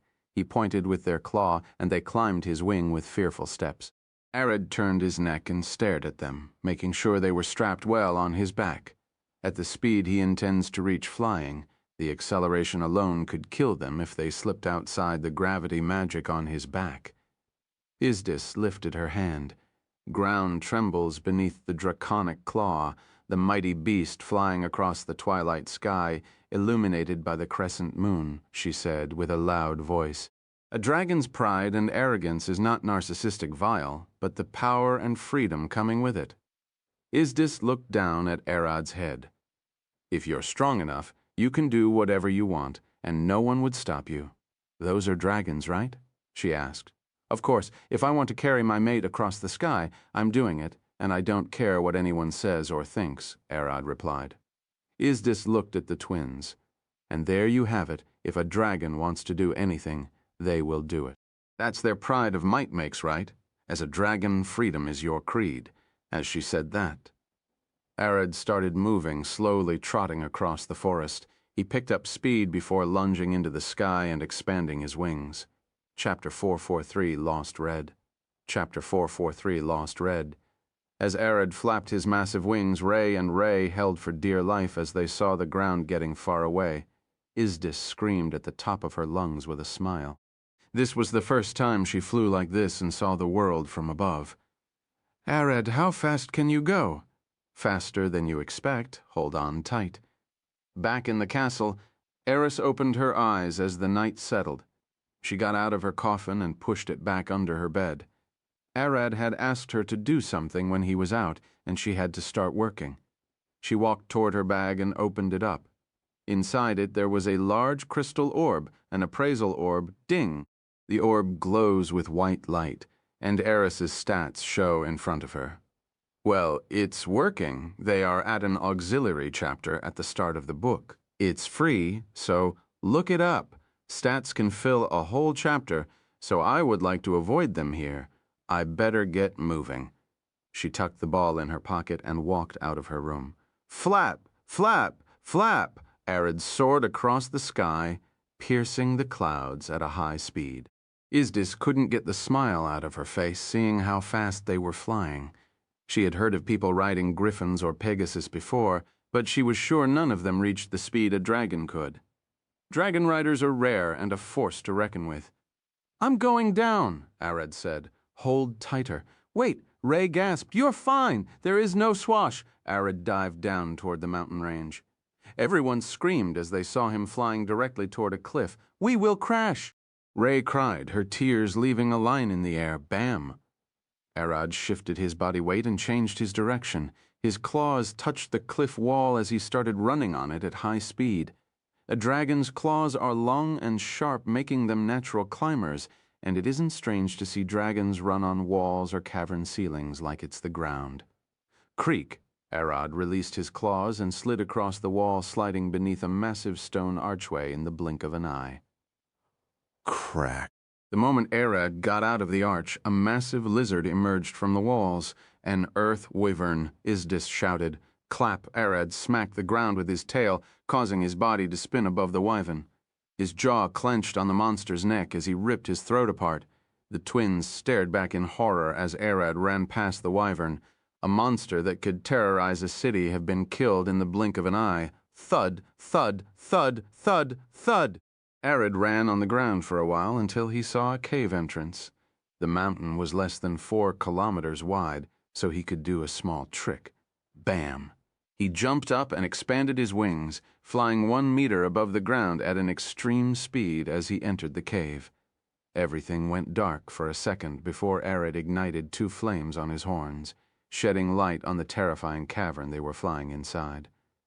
We're going to hit a wall, Ray shouted, seeing the ceiling and floor clench down on them as they approached a tight corner. Everyone closed their eyes as the wall approached them rapidly. Zon. No impact. Izdis slowly opened her eyes as she sensed wind racing around her head. She could see the stars of the sky as Arad flapped his wings. He used void steps to teleport them to the other side of the mountain. Don't worry, we won't crash into anything, Arad said with a giggle. I know how to fly, at least I think so. Dragons can run on all terrains thanks to their claws. They can also fly at high speed with extreme control, swing and hold their breath for almost an hour, and burrow at high speed thanks to their powerful claws. Arad stopped his wings and fell back toward the ground. Just before the impact, he swung his claws at the soft dirt. Like a wooden plank falling into the water, Arad burrowed into the dirt to absorb the impact and then resurfaced immediately. As Arad stood still, the twin maids lifted their heads, shaking like newborns. That was Ray puked to the side, and Ray barely held herself. That was amazing. Izdis shouted, looking at Arad's head. That was just the beginning. Look. He pointed forward with his claw. Burning lands, smoke, and brimstones. Lava dripped from the mountains ahead of them like rivers. Hold a moment, Ray gasped, her hands shaking. Can we rest for a brief moment? Arad nodded. Of course. He lowered his wing for them to climb down and pulled a water barrel from his stomach. Rest here for a bit. I will go hunt some monsters. Izdis and the maids watched Arad lung into the flames as if it were nothing. No wonder he has all that strength. Ray sighed, sitting on the ground as Ray washed her face. Izdis looked at them. Well, he's a dragon, she giggled. Arad ran across the flames, searching for something to eat. Humans' food was delicious, but to him, it wasn't enough. I heard monster that lives in hot areas tastes spicy, like salamander and fire cobras, Arad mumbled with a smile. He hadn't eaten a salamander since the incident in Alcott's well. Roar, roar! Suddenly a roar filled the sky, shaking the ground as Arad stooped. This cry a wyrmling? Arad looked around. A metallic dragon would help if it was a metallic wyrmling, and kill if it was a chromatic one. A chromatic dragon would kill and eat the wyrmling, and we Void ignore it and leave. Mom said. Arad thought for a second. Clag came nonetheless. Bam! He rushed toward the roar. In the middle of the flames, a wyrmling stood atop a pile of monsters. Her right arm was ripped apart and her tail was broken. No matter how many she killed, more kept crawling out of the ground. She glared at the monsters, growling and ready to lung again. Bam! A massive claw landed behind her, causing the ground to shake so violently that her body bounced up. Arad opened his jaw. Void breath. The wyrmling's vision went black for a second before she could hear a loud explosion. She didn't want to turn back as she knew it. An older dragon was behind her. "You look injured, aren't you?" Arad said, and she didn't reply. "I would have already killed you if that was my goal." Arad nudged her with his claw. "Take this." He threw her a large healing potion. The wyrmling slowly turned her head, staring back at Arad. To her, he seemed titanic, an adult black. Why help me? She didn't know better. "A green dragon came to my help once," Arad replied, staring at the wyrmling. "I just wanted to do the same." The wyrmling stared at the healing potion, hesitant to bite it. "You ran here thinking as a red wyrmling that you could dominate the place. It seems you were wrong." Arad glared closely at the corpses beneath her. "They are resistant to fire." The wyrmling looked down, blood still trailing down her body. She hesitantly bites the potion to heal herself. Arad thought about the wyrmling for a second. She's a prime target for monsters and humans alike.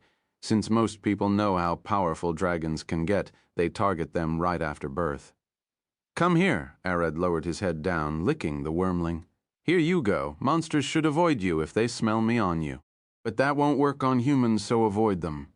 The wyrmling stared at him. "Why?" she growled. "Dragons never accept help from anyone. This will only last for 2 or 3 weeks on you. If you felt it hard to survive on your own, head west, and you will find my domain in Alina. You can stay there till you grow strong enough." Arad then turned to leave. "Who are you?" the wyrmling growled. "Why is a black dragon helping a red?" "I'm no black dragon," Arad replied, staring back at her. "I'm a void dragon. One of the magic dragons. My domain is neutral, and everyone is welcome as long as they don't cause trouble." Arad returned to Isdis and the maids after hunting several monsters for his dinner. "Where did you go? You took some time." Isdis looked at him as he took more time than she expected. "I found a red wyrmling on my way, so I helped her," Arad replied. "A wyrmling? What a shame. Red is nefarious for causing forest fires, so her scales might have been more useful. To Isdis, killing the wyrmling was a more sensible action. I thought the same as well, but it's a waste even then," Arad replied.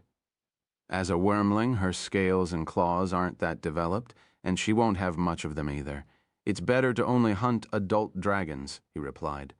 "You know better," Isdis said, looking at the twin maids. "You two ready to go?" Chapter 4 Isdis's Night Vi. "Load the cannons." A man shouted at the top of his lungs. The ship groaned.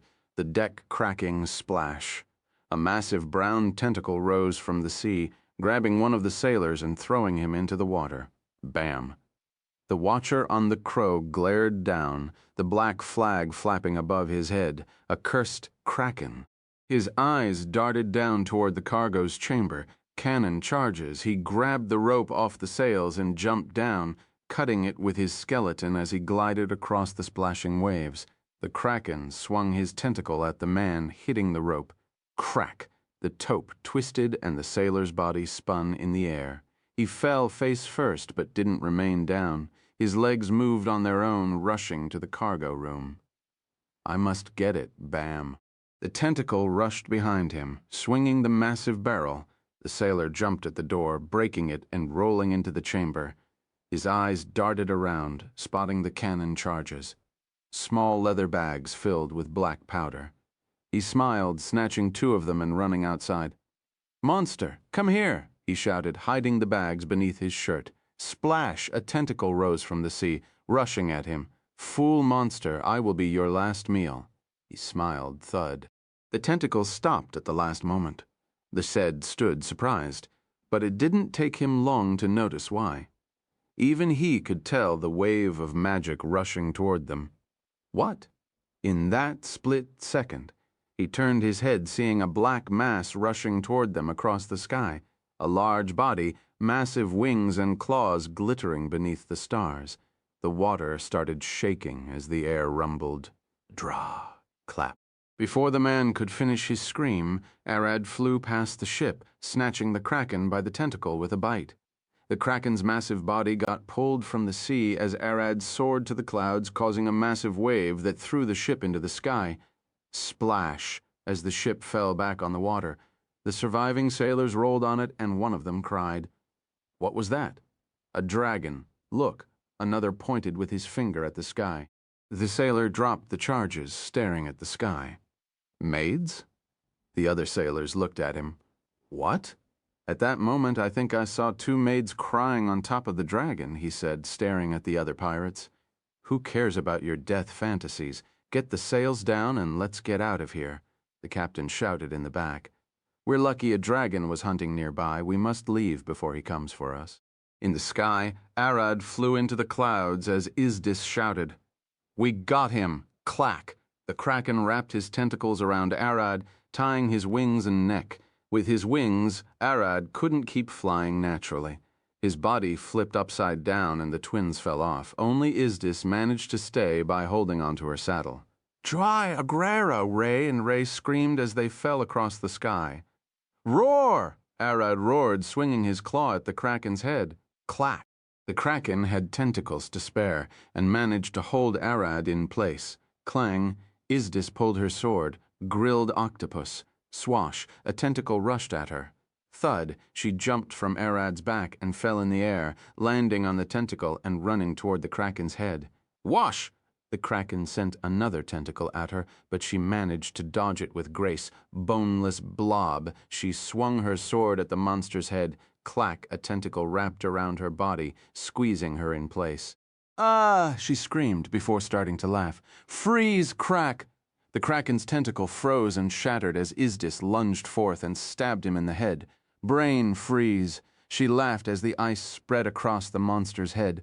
Crack! Arad ripped the tentacles around his body and swung a claw at the kraken's head, killing and absorbing it into his stomach. The twins fell at high speed, approaching the water. Ray closed her eyes as they were about to crash flat. Arad flew down and caught them at the last second. Are you okay? He asked. We almost died, Ray cried, while Ray almost lost consciousness. We told you to hold tight, Izdis said, as she looked at them with a smile. You were supposed to be my bodyguards, right? No one said we could ride dragons, Ray said with a sad face. Where did the monster go? We killed it. I didn't expect to see a kraken around here, Izdis replied with a smile. This was the first time I fought mid-air, and I love it. You're insane, Ray sighed. She couldn't believe how weak is their princess's sense of danger. I can see the island. Get ready to land, Arad said as he saw a patch of land emerge on the horizon. The girls looked to see it. We really reached it, Ray gasped. I'm quite fast, Arad replied, but I can go even faster if you weren't on my back. What do you mean this isn't even your top speed? Ray giggled. Arad stopped flapping his wings and glided down gently until he landed on the beach. Origolo? The girl looked down from his back. Do people live here? Izdis asked. No, only monsters, Arad replied. The island was small enough to fit in his range, and he couldn't sense any intelligent creatures. After the girls got down from Arad's back, he transformed back to his humanoid form. We're finally here, Ray, and Ray looked around. Ooh! They could hear dire wolves howl in the forest behind the beach. The cold wind washed over them as they stared back at the sea. What are we supposed to do here? They asked. An isolated island filled with monsters, and in the middle of the night above all else normally, surviving here would be impossible. Even with that, the twins weren't that afraid, either because they were too exhausted to care or because an apex predator was with them. That was a dire wolf howl, right? It sounded strange. Izdis had a sharp hearing, and she asked Arad. Dire wolves aren't that big, Arad replied. This one is a massive lizard. Crack, as Arad said that. The trees at the forest edge cracked, and a massive creature walked out. The ground shook from its weight. The twins jumped to hide behind Arad, and even Izdis walked back, sweating. This might be a problem, she gasped. The creature was massive, standing on two legs like a chicken, but featherless. It had a massive skull with a terrifying jaw, small eyes and front arms. Its gigantic tail swings from left to right, helping it balance. That's a T-Rex. Some scholars think they are the dragon's ancestors. But that's a false claim. Stay here. Arad walked toward the monster with a smile, glaring at it. Get back to the forest. Roar. The T-Rex roared, preparing to lung at Arad. Arad looked back at the girls. Close your ears. This one only understands screams. Crack! Arad took a deep breath and opened his mouth. Raka-a-kag! His voice boomed across the whole island, shaking the forest to the core. Even people standing at the kingdom's shores could hear a faint whine in the sea. The moment the T-Rex heard Arad's roar, he could understand. The image of an even bigger monster than him showed. The island has been isolated for centuries. People do come here, but none was like Arad. Thud, the T-Rex backed away, running back into the forest. Now, let's eat dinner. Arad looked back at the girls with a smile. That was loud. Izids said with a smile on her face. Monsters here are quite strong, so don't wander far from me. Try to stay at least within 1 kilometer, Arad said with a smile, and the girls stared at him. We aren't getting 10 meters away from you. Arad extended his hand and pulled a large table from his stomach alongside the camping equipment. Food should still be hot, but let's ignite a campfire. I want to grill some of that kraken. Arad and Izdis started eating without a sign of stopping, while the twins found it hard to swallow any food. You won't eat? Arad looked at them. We're a bit too exhausted. Ray sighed. Sister is right. Who knew we would fly all the way here? Ray added. You two wanted to come with us. Izdis stared at them. We thought you were going to eat at the garden's table or in the city. Ray stared at Izdis. With you like this, you're putting your father to shame with his night trips to the tavern for cheese and beer. Are there any monsters that you can't defeat? Ray looked at Arad. I never heard of a half-dragon that can transform into a dragon. Stronger dragons and probably some types of large monsters or special ones, Arad replied. He isn't omnipotent, and monsters around the human kingdom aren't that powerful. Go to the demonoid-infested east, and Arad won't survive for long, Izdis said, waving her spoon. Demonoids, Arad looked at her. Tieflings? No, tieflings are half demons. True demons live in the abyss, while demonoids are monsters with demonic blood, Izdis explained. Demons rarely harm humans as the demon lord lives with us, and tieflings are normal people. That only leaves demonoids to cause trouble. I see. Arad nodded as they finished dinner. So now Arad lifted his hand and conjured a massive bed. Kin and Jin aren't around, so we should have some privacy. Chapter 445, Izdis's Night Ix. Chapter 445, Izdis's Night Ix. Outside, Izdis looked at Arad. I know no one lives here, but really? You said it yourself, Arad looked around. I say we have more privacy here than back at the castle with Kin and Jin around. You're right, Izdis nodded and turned toward Ray and Ray. So what about you two? We will wait here in case you need any help. Ray bowed in the back. It's our job to help with anything. We don't want another Marinarona situation, Ray said with a gentle bow. Marwat turned toward Izdis with a confused face. Nomolo, one of the previous queens. She died from blood loss on her first night, and her sister had to take her place as queen, Izdis replied. It was then when the tradition of always having 2 handmaids became mandatory. It would have been caught had a third person was present, Ray added. We're both trained as doulas and midwives as well. You can rely on us when the time comes, looked at Arad. Once again, what's that? Arad stared back at Izdis. Doula refers to a maid or a servant who is trained in giving physical and emotional support to a pregnant woman. Things like walking around, changing clothes, and helping through times of emotional instability. Midwives are also maids or servants, but they are trained to help a woman give birth and take care of everything else.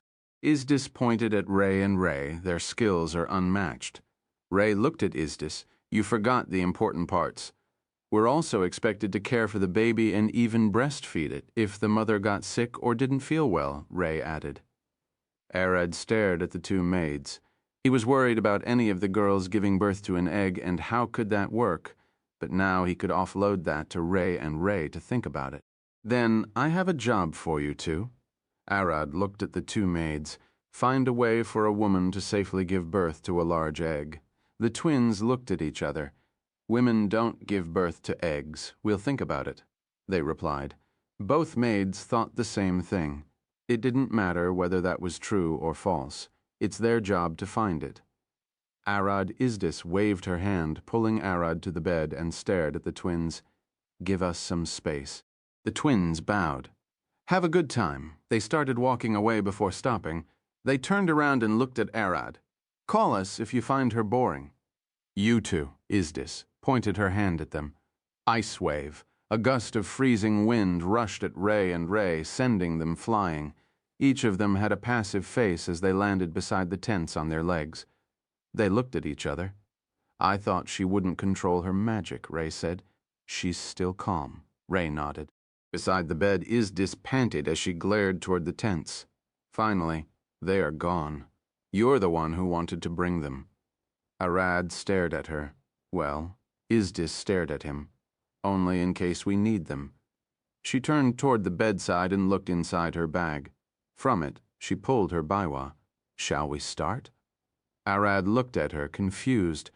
I doubt we would need that. At least he now has enough experience to know they don't need that clunky piece of wood on the bed. Izdis pointed at him, first step service crossing her eyebrows and staring at Arad with puffed cheeks. Can't skip that. She seems slightly angry for some reason.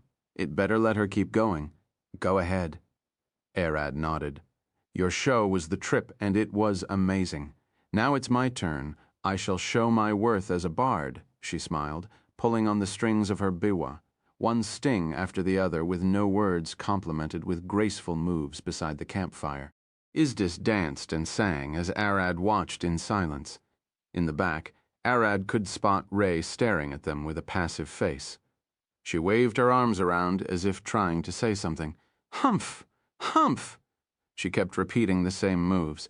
Intrigued, Arad tried to see what she was thinking of. From the vague information he got, he learned that whatever she wanted could be achieved by mimicking her. Arad lifted his palms and smacked them together, clapping. And slowly he started to follow Izdis's tune. He could see Ray in the back, giving him a thumbs up and disappearing back into the tent. Soon after, Izdis slowly started getting closer and closer to Arad, shaking her chest and butt right in front of his face. He stared at her for a while. He got the feeling that he should take her clothes off, but wasn't sure. As Izdis started to get visibly frustrated, Arad managed to spot Ray in the back doing a motion similar to taking her clothes off. So I was right. Arad lifted his hand, touching the tip of Izdis's robe with his finger. Zon, it disappeared, leaving her only in lingerie and corset, white bra and panties, beige corset, and long, semi-transparent white stockings. Izdis stared at Arad as she danced and then suddenly stole a glance at the maid's tent. They were standing there. Arad been late to act, but he never made a mistake. I'm sure those two are tipping him off somehow, she thought. Thinking of something? Arad said, staring at her. No. Izdis looked back at him with a smile, approaching him so close she almost sat on his lap. You seem to give more attention to the tents over there. About that. Ray and Ray helped me figure out what you were doing, Arad replied immediately, and he could see the twins glaring back at him from the tent. No hesitation. Izdis looked at Arad with an exhausted face. Well, I guess there is nothing to hide. Dang. She stopped playing with her biwa and sat on his lap. Well then, shall we get to it? With a smile on her face, Arad could feel her hands slowly pulling on his pants. My show isn't over yet. Chapter 446, Blood Trail, back in the castle. Thud, Eris knocked on Aella's door. Aella, it's me. Aella opened the door, yawning. Eris, do you need something? Eris pulled a small bag and handed it to Aella. Hold on to this for me. I have work to do. What kind of work? Aella asked, sensing a faint magic from the bag. Investigate something for Arad? Eris looked around and walked into Aella's room, locking the door. The god of murder's cult. Arad believes there are some of them in this city as we faced a Dracolich last night, Eris explained. If that was true, wouldn't it be dangerous for you to go alone? More people would make it harder for us to sneak around. Eris pointed at the back. Look inside. Aella looked inside the bag, only to see a vial of blood. That's my blood. I heard strong vampire lords can bring their spawns if they are killed. Arad can't do it now, but I'm sure he will achieve that level in a few years. Wait, you can't rely on that. Aella closed the bag. You aren't going alone. Sorry, but I must go. Eris looked around. Zephyr, knock her out. Zephyr emerged above Aella's head, flicking one finger, and she fell asleep. Zephyr stared at Eris as she used her wind to move Aella toward the bed. Arad didn't tell you to investigate them, did he? You can tell. Eris smiled, looking down. They serve the god of murder. There are bound to be some paladins with them, Zephyr said. Paladins serve the gods, but that doesn't mean the gods need to be good. The paladin of the murder, Eris growled, that vile urge masked as a holy being. I see, Zephyr sighed. That's your target. Won't it be safer if you waited for Arad? Or even, why do you want to kill him? Why do you want to kill him? All I know about Mother is that she was killed by the vile urge, or at least that's what Father said once, so I'm going to kill him. Eris growled, sparks of purple plasma glowing in her eyes. Your life isn't yours, so don't waste it. Zephyr smiled. She, no Cho. What was that? Eris stared at Zephyr, confused. The butterfly of death, don't fly too close to the pyre or you will burn. Eris lunged out of the window, quickly climbing the castle walls and rushing away. Eris stood on top of a high building, staring down at the capital under the moonlight. I can smell blood from here. She looked toward the slums. It's the god of murder after all. Thud. She jumped down, thrusting her claws at the wall to slow down. Bam! After a swift landing, she looked around in the darkness, smelling blood everywhere. The blood of one man and one woman. He's dead. But she was only injured. By sniffing the blood, a vampire can get a rough estimate of their prey's condition like a wolf chasing its bleeding prey. The way it works is by determining if the blood is clean and what is in it. If it's parts of an important organ, he's mostly dead. But if it's clean, it's mostly alive. The man's blood has parts of his liver and intestine disemboweled, and he won't stay alive for long. By being an expert mortician, she has dissected enough bodies to tell. The woman was only cut across her back. She will live, probably left for the altar sacrifice. Eris growled, standing and chasing the smell of the blood while keeping to the shadows. The god of murder, even his name remains hidden, as it's only told to people before their death. They only took her several minutes ago. I should be able to save her. After several minutes of chasing the smell, Eris reached the city walls. She looked around, but there didn't seem to be a way for the cultists to go, especially while carrying a corpse and a woman. Standing there for a few seconds, she only found that the smell of the blood ended there. They can't go through the main gate. That only means she approached the wall. No, they didn't climb it. Feeling the cold breeze around her, Eris racked her brain trying to figure out how the cultists escaped. Since there was no clear way, it only meant one thing. Teleport magic. But their range must be short, since otherwise they would have teleported from a spot far from the wall. She looked around. The place was empty. but it could be easily watched from afar. They will only risk it if they don't have any other option. She expanded her claws and started climbing the walls. The gate guard would try to stop her if she went there, and that wasted time could lead her to miss the cult. One of the guards on the wall spotted something climbing, and he pulled a torch. "Who's there?" he growled. Eris glared at the man, her eyes glowing red. "You can go sleep." The guards waved for a second as he turned around. "I can go sleep?" he mumbled. Eris quickly climbed the wall and jumped down, looking around. Good. I can smell the blood again. She walked across the empty grassland, still smelling the burned wood from the dragon's attack. Damn it. The smoke is covering the scent of blood.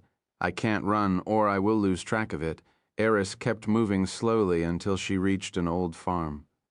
The large wheat farm had half of its crop burned, the barn torn down, and some parts of the main house charred, but it still had light inside. People still live there.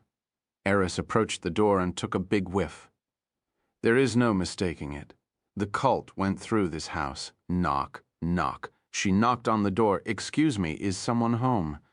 After a few seconds, she could hear footsteps approaching the door. "Who is it?" "Eris from the eastern farms," Eris replied. Click. The door opened slightly, and a woman stared at her. "Don't know that name." "I recently married," Eris looked down. "Our house just crumbled from the burns."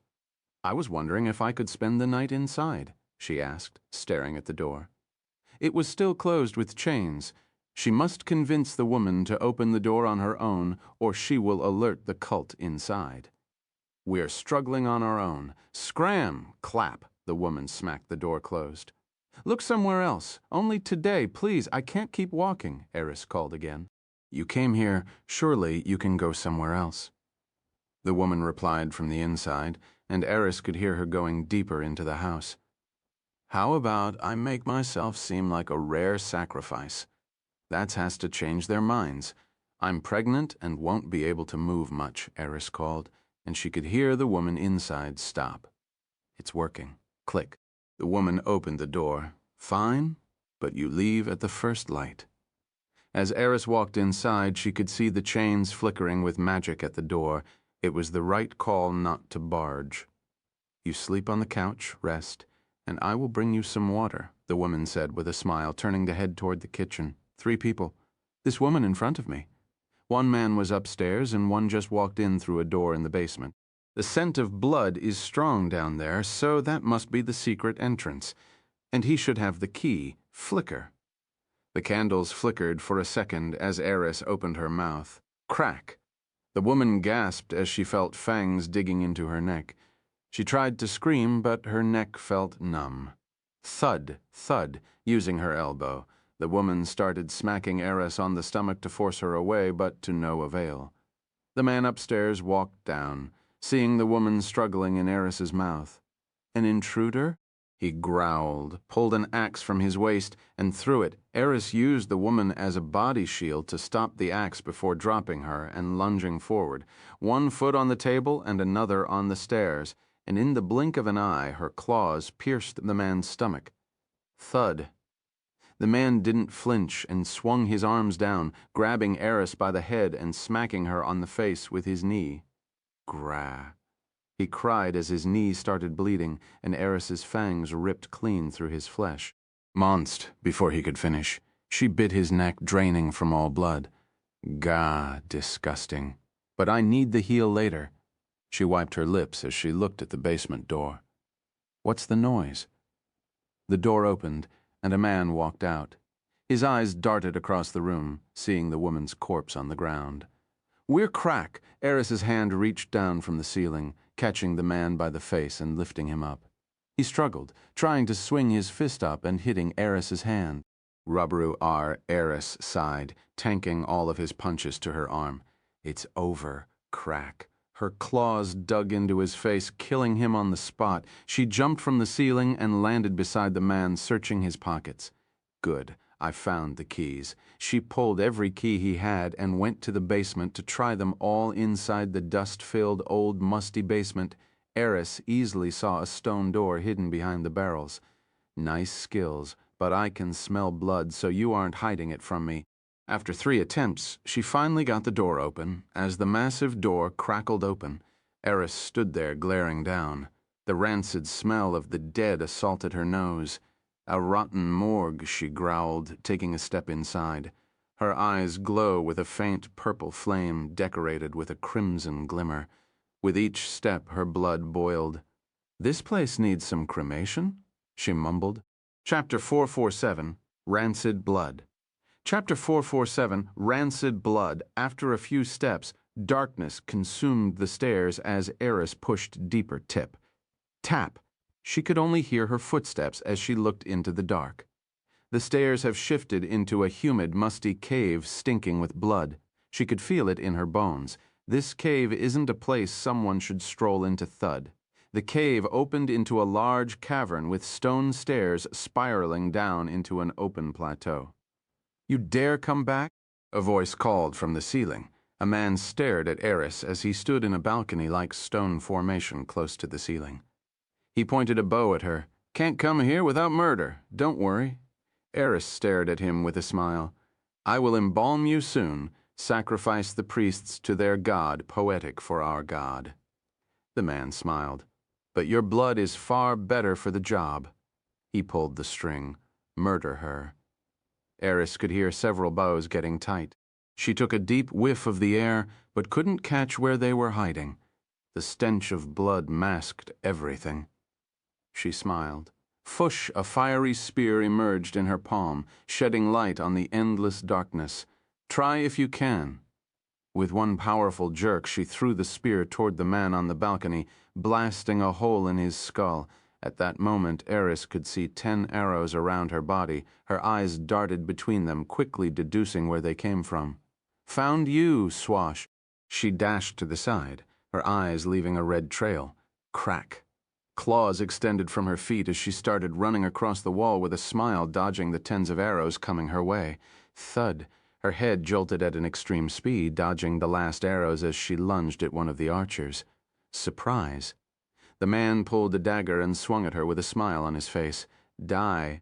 As he gasped, her claw sliced his face. Thud. The man fell on his face, bleeding, and she used him as a platform to jump from. More arrows rushed at her, but she already knew where the archers hid. Wash. A fire spear emerged in her hand, and she threw it at the ceiling, causing stones to fall and kill 2 of the archers.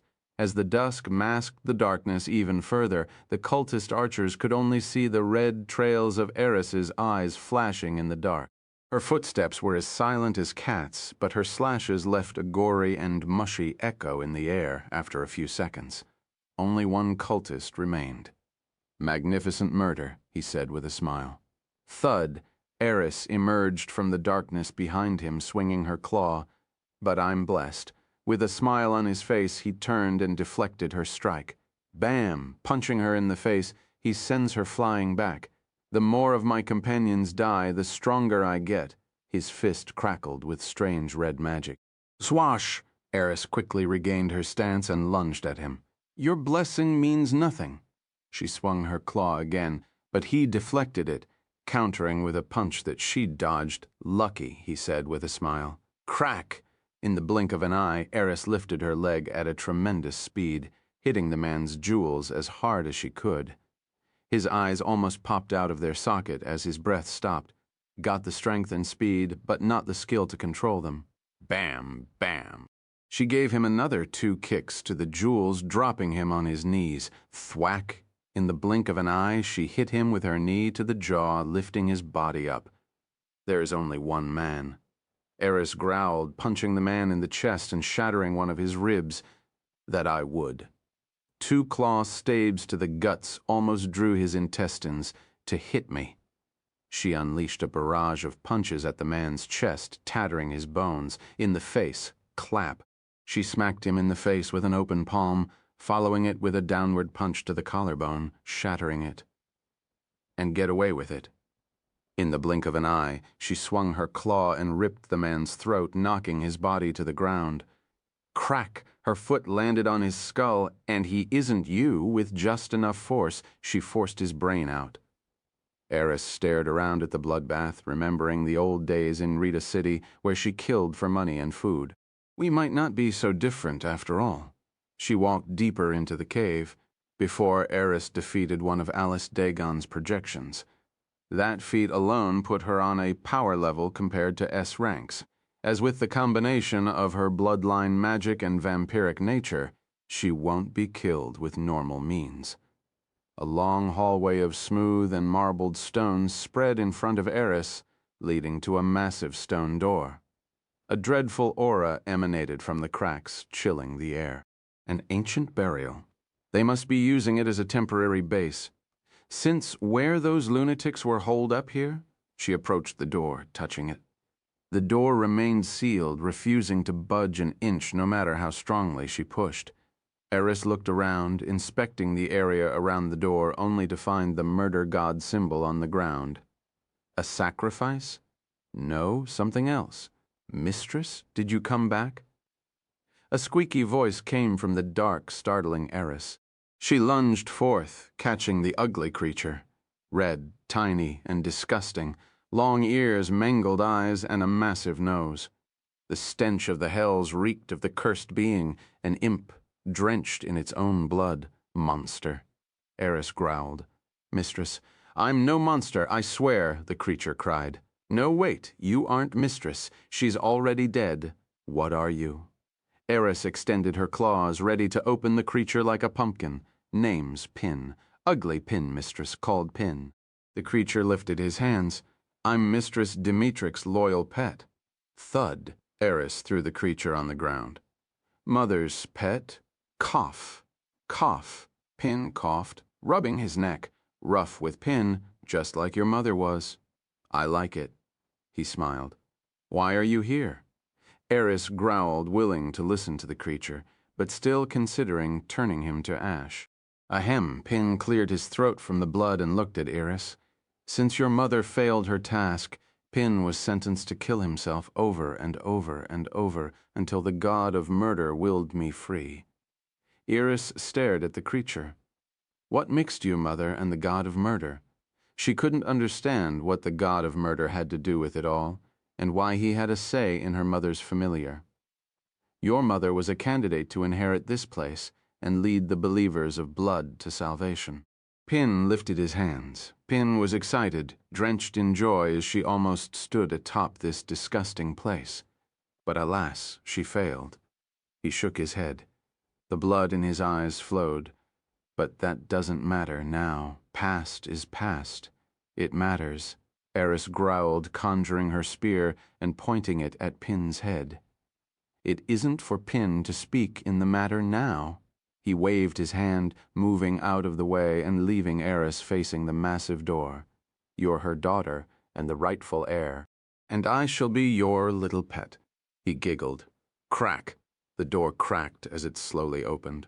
Go ahead, blood mistress. Reclaim your inheritance, your birthright from the usurper inside. As the door opened, a wave of magic and death stench washed over the cave.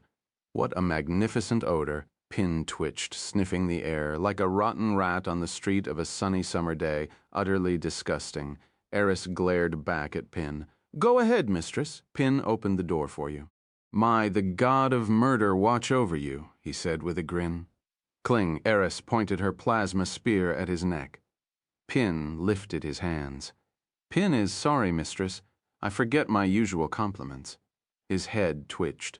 You smell utterly rancid. Like you've been playing with corpses for decades. Ah, yes, I can see it, he smiled. You've been a mortician all those years, a befitting job for someone so attuned to death. Pin likes it. Disgusted and feeling a bit uncomfortable, Eris decided to ignore the imp and proceeded into the cultist's base. Pin watched her march inside and nodded with a smile. May murder guide you, he giggled. Ph, what is Pin saying? Murder already guides you, isn't it? He looked back, able to smell the corpses Eris left in her wake. Puff. He disappeared in a puff of flames. Inside, Eris could see the burial expanding, and the symbols of the god of murder filled the place, drawn in blood. She looked forward, and the main hall was filled with chanting cultists standing around an altar with the kidnapped woman chained to it. Chapter 448, Clash of Killers. Chapter 448, Clash of Killers. The burial opened into a large chamber lit by torches and glowing blood bowels. The middle platform rested in the middle, holding a massive obsidian altar. That is only accessed by 4 staircases, one on each side, and below those stairs, what seemed like a limitless void spanned into the nothingness. Looking around, tens of cells dotted around the outer perimeter containing both the dead and the living. Inside the burial chamber, the cultists gathered around the sacrificial altar with the woman chain on it. Most of them chanted, their voices shaking the place. Clack, clack, clack, clack. Iris walked out of the main door, slowly descending the stairs. The cultists stopped chanting and stared back, seeing her glowing with blood magic. "Who are you?" One cultist stood before Eris, lifting his hand to block her. Crack! Without moving much, she extended her hand, grabbing him by the neck, her claws digging into his flesh. "I'm already full, so get out of the way." With one shove, she threw him into the abyss, and his screams could be heard getting further away. "Beautiful," the armored man standing beside the altar said with a smile, putting the dagger he was holding on the table beside the chained woman. Eris glared at him. "Release her!" Her eyes flashed red. The room quickly filled with her presence. Draconic divergence, right now. She growled, and half of the cultists fell on their knees, shaking. "Sadly, I can't. He requires a sacrifice, and one that screams well at that." He lifted the dagger again, licking it. "Want to get in her place, escaped little girl?" he giggled. "Or should I just kill her right now?" He swung the dagger down, stabbing the woman's leg, and her screams filled the room. He then stared at Eris. "What will you do now? Time is running out." Eris cracked her neck. "Normally I should scream and lung at you. I have my personal motives to rip you apart as well." Her face twisted. "But there are tens of people locked in the cells around us. Making a rash move could make me lose and doom them to oblivion." Eris's eyes looked around the man, and she noticed something. He may be an evil god, but a god nonetheless. If I stepped into the ritual altar, I would get burned by holy magic. The man was baiting her. He burst laughing, swinging the dagger around, then threw it into the void. "Of course you won't be so soft." The man started walking toward Eris, holy magic crackling from his armor. "A child lost to time only lived with luck," he said, his eyes flaring with magic. "Demetric didn't really raise you, but you grew to be a ruthless killer just like her. To bad that side, ruthlessness didn't extend to her daughter." "I know you killed her, and I came here to cremate you," Eris growled, conjuring her plasma spear. "You just don't know," he giggled. "Your mother was our leader, a bloodthirsty vampire lord that walked on a mountain of corpses." Eris glared at the man, and he giggled. "Don't look at me like that. She trained me for years. I knew her better than you. That's why I was saddened when she failed her holy order." Swash. Iris swung her spear at the man, and he blocked it with ease. "The Lord of Murder demanded she kill her own daughter. By doing so, he will grant her the purest of his power, the incarnation of violence." Clang. He deflected Eris's spear down and punched her back with a powerful holy fist. Instead, the foolish didn't just fail her holy mission. She sent you away where none of us could kill you and help her finish the mission. She couldn't be saved, and God gave me my holy mission to kill her. He pointed his sword at Eris as she stood, her bones rattling. "Ah, Mistress Pin appeared standing on the altar. Kill the impostor and take your mother's inheritance." The rightful owner had come back seeking a blood sport. As the imp lifted his arms, the ground shook with a thunder wave, blasting all the cultists to the out perimeter. The man looked back, smiling. "You filthy little imp, you were still alive." Bam! Eris lunged forth, swinging her claw at the paladin's head. "1-on-1. I won't have it any other way." He swung the blade up and blocked Eris's claw.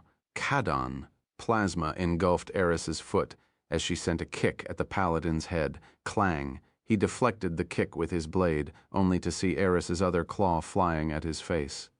Clang, clang, bam, clang. One strike after the other, Eris kept throwing claws and kicks, and he parried and deflected all of them until his blade turned red hot. Thwack. With the last strike, he lunged back and took a stance. Ouch, hot. He stared at her with a grin. Tch, Eris grunted. Monster. He giggled. Thanks for the compliment, and now it's my turn. Thwack. With one powerful leap, he blitzed forward at a blinding speed. Crackle. Isdis conjured her plasma spear, lifting it up to block the attack. Divine smite, bam. The paladin's sword connected with her spear, emitting a bright light that washed over the burial chamber. Boom with an explosion. Eris's body flew back at a tremendous speed, smacking onto the wall. Gah! She coughed blood, and the moment she opened her eyes, she could see him flying toward her with a second swing. Damn it. Eris moved to the side, dodging the swing at the last moment. The wall cracked as the second divine smite hit. The other cultists cried. Some cheered, and the others screamed as they saw Eris run away on the walls. The paladin stared at her with a smile on his face. Vampire, your claws are useful. We humans don't have such things. He bent down and lifted a stone from the rubble.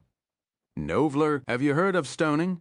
With a grin on his face, he bent backward. Divine smite, bam. He threw the stone like a thunderbolt, a crackling with holy magic. Huh? Eris jumped off the walls and back to the arena, dodging the stone. If he has ranged options, then I can't just stay away and fire at him. She lifted her hand, conjuring a plasma spear. Bam! She threw the spear like a javelin, burning harder with her plasma. The paladin stared at the spear in that split-second, unstable magic. It will explode on impact. He picked another stone and threw it. Divine smite with a smile on her face. Eris pointed down with her finger, and the spear changed direction, dodging the stone and flying directly at the paladin. Gee, the paladin gasped. She can control it. He jumped aside, using his sword as a shield. Shield of faith, boom. The spear exploded in a rose of flames upon contact, and the paladin got blasted back. The moment he landed and lifted his head, he could see 4 more spears flying toward him. There are more coming, Eris shouted, conjuring a 5th spear and throwing it. Clap. She clapped her hand. Dance. Pew, pew, pew, pew. The 5 spears flew at tremendous speed, and the paladin barely dodged aside, leaping from one spot to the other as they tried to hit him. As he did his best to dodge, he could see Eris moving her fingers. She's manually controlling them. I should be able to distract her. With one swift move, he kicked a stone at her divine smite. Boom. 1 spear hit him and exploded, but the other 4 all missed and exploded at the wall as Eris dodged the stone. The bastard is sharp. She growled, getting ready to fire another spear. The moment the smoke cleared from where the paladin was hit, he was nowhere to be seen. Click. Eris's ears picked up the sound coming from her back. She instantly turned, swinging her spear. Nothing was there, only the paladin's helmet rolling on the ground. What? She gasped. Bam! From the edge of the platform. The paladin emerged and swung his sword at Eris' divine cleaver. He's been waiting for her to turn around. Eris turned around rapidly and lifted her spear, blocking the divine cleaver at the last moment. Crack. Boom. Eris was blasted back and hit the wall again, her body smoking from the holy magic. Tch! The paladin grunted. Your spear took most of the hit and exploded, blasting you away from my spear. Barely any holy magic reached you, with a smile on his face. How many paladins have you fought before to get such an experience? Crack. Eris fell on her face, plasma crackling from her hair and back. A shit tone of your kind. She stood, leaning on the wall, but one of them was a real monster. Even more than you, she smiled, remembering her fight with Lydia, Chapter 449, Burning Plasma. Track 449, Burning Plasma. Crack. Ah, from the dust of the wall, the paladin walked out, cracking his neck as his burned face and caved nose healed. I never got hit like this before. He growled, blood dripping from his mouth. He's still alive after that. He's human. Eris glared at him, unable to stand, wanting to know how I survived. It's simple, really, he smiled as his face healed. When I noticed you overpowering me, I focused all of my holy magic on healing instead of attacking. To be honest, it was a 50-50 gamble, Eris growled, sparks of plasma igniting on her back and fading again. She's burned out. The reason you lost is because you gambled everything on one move and didn't have the support of our god. Power that belongs to you is as limited as yourself, while holy magic drawn from the gods is as limitless as them. You never stood a chance against me. He laughed, lifting his blade up. I wonder what blessing I would get by murdering you. He smiled. Ah, you would make a fine sacrifice, Bam. He lunged forward with his sword held high. Eris growled, "Move." She screamed internally, barely managing to stand up and move out of the way. Clan. The paladin's sword struck the ground, but he didn't stand. In one swift move, he swung a kick at Eris's chest, sending her flying. It's your end. Eris Kisue. Stomping forward, the paladin swung his sword like a thunderclap, divine cleaver, striking the falling Eris from the shoulder down to her hips. Clap. Eris's body flew back at a tremendous speed, smacking onto the wall. Hem? The paladin stared at his blade. It glowed red, and the edge had already dulled. Even though I tried avoiding your heat and cooled my sword by swinging it, your flame still damaged it. What a shame it cost me a lot. Eris fell down. Her body didn't get cut in half, only since the paladin's sword had dulled, but that didn't mean she didn't get hit with the full burn of the divine cleaver. Eris's vision turned black as she felt her heart slowing toward a halt. Her vampiric abilities and regeneration have shut down, and the holy magic in her body rapidly destroyed her cells. Death was close.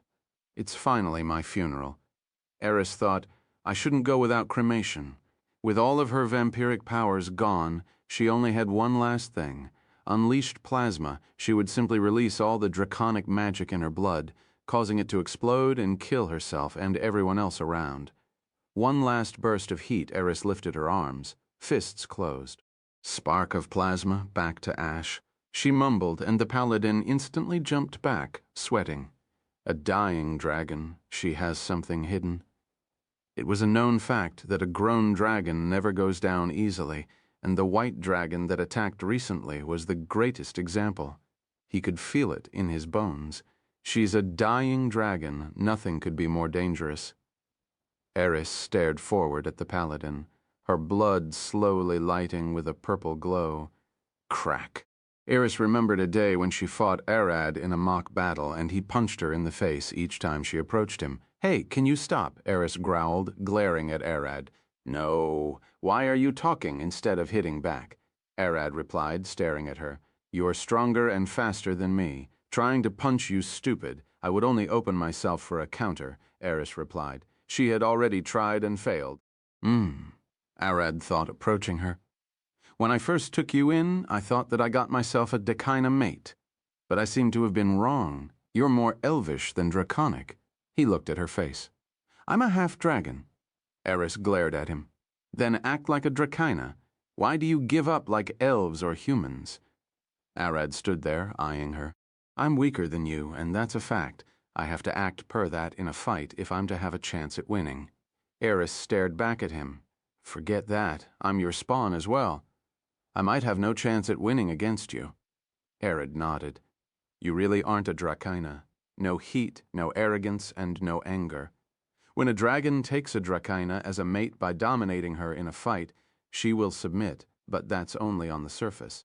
The arrogance of the dragons would never allow her to believe she's weaker than him, and in every waking second, she will actively plan to grow stronger and kill him. Dragons are proud, arrogant, greedy, and narcissistic. Why is your draconic blood and pride so weak? Arad tapped her head. Be arrogant, prideful, and greedy, or look down on everyone so me defeating you can have a meaning. Eris smiled as blood trailed down her face. Fuck it. I don't care anymore. She lifted her hands with a crazed smile on her face. The paladin stared at her for a second, flabbergasted. She forced herself to stand, her bones cracking, but her muscles holding tight. As the paladin looked at her smile, he could feel a cold sweat drip across his back. Dragons are more dangerous, close to death. Their bodies are perfected and might not fit humans' logic. They operate on a completely different biology. Clap. Iris put her hands together, glaring forward with a grin and her eyes twitching. The image of Arad unleashing his void expansion for the first time flashed in her mind. Why can he do that and I can't? No, I can do it. It doesn't matter. I'm going to get stronger than him. Mix unleashed plasma with death butterfly. Don't care about the collateral damage, just unleash everything in your blood and beat it into submission.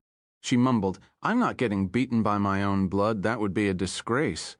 Clap. She smacked her palms together. Unleashed plasma, death butterfly.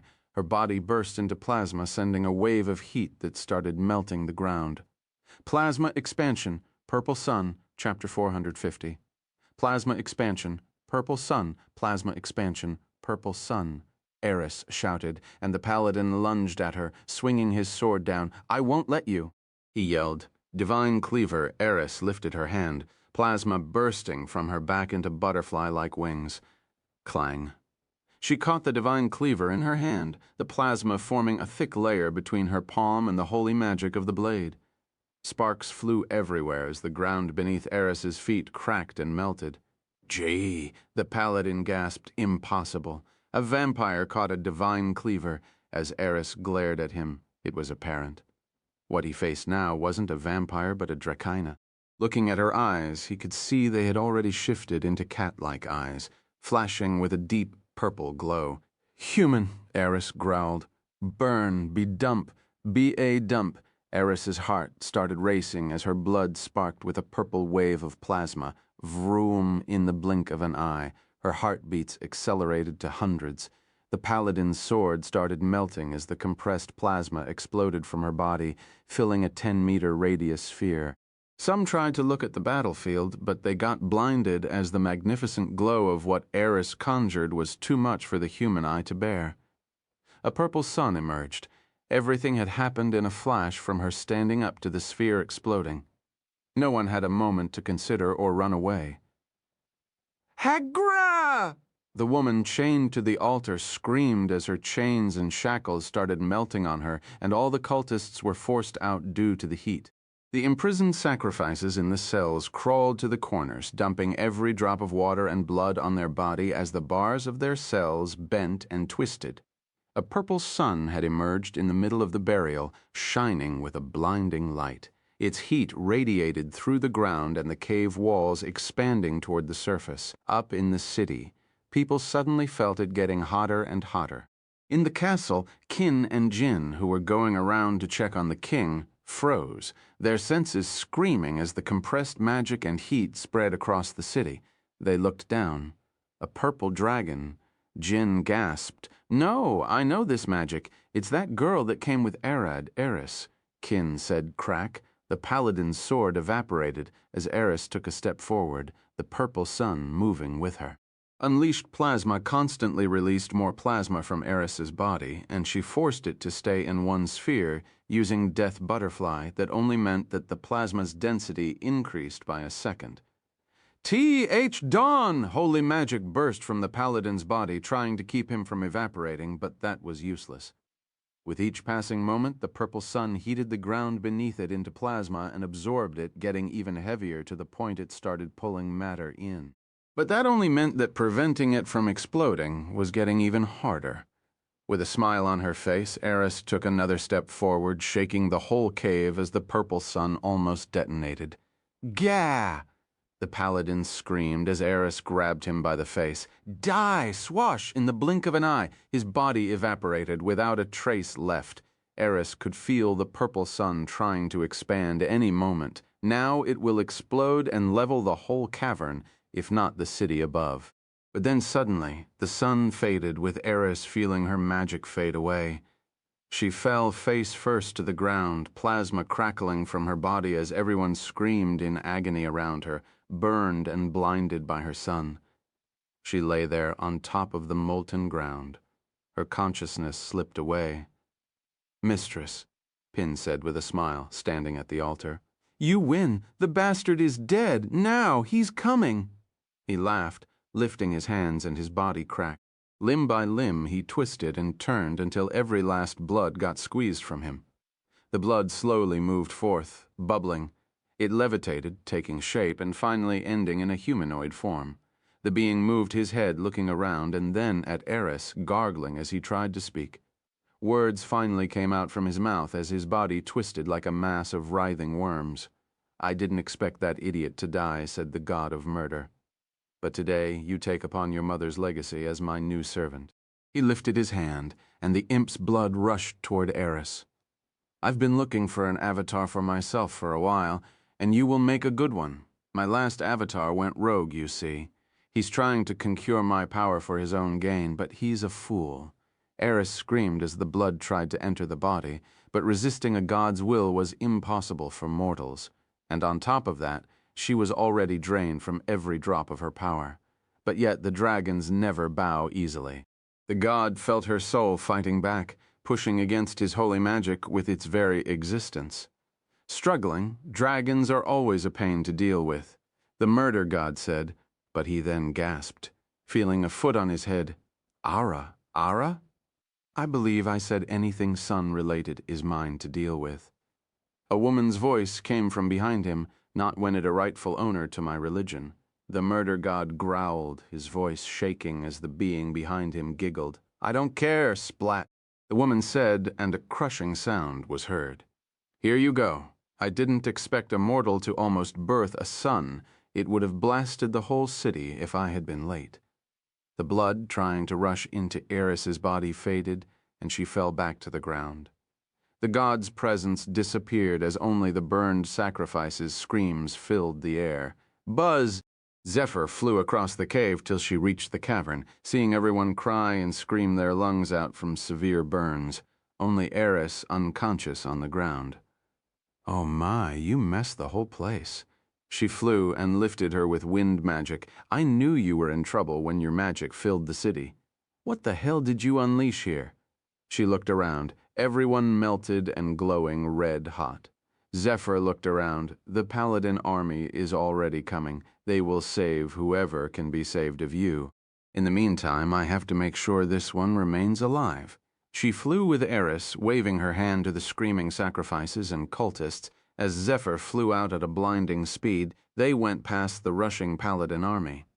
What was that? One of the paladins stopped, staring behind him.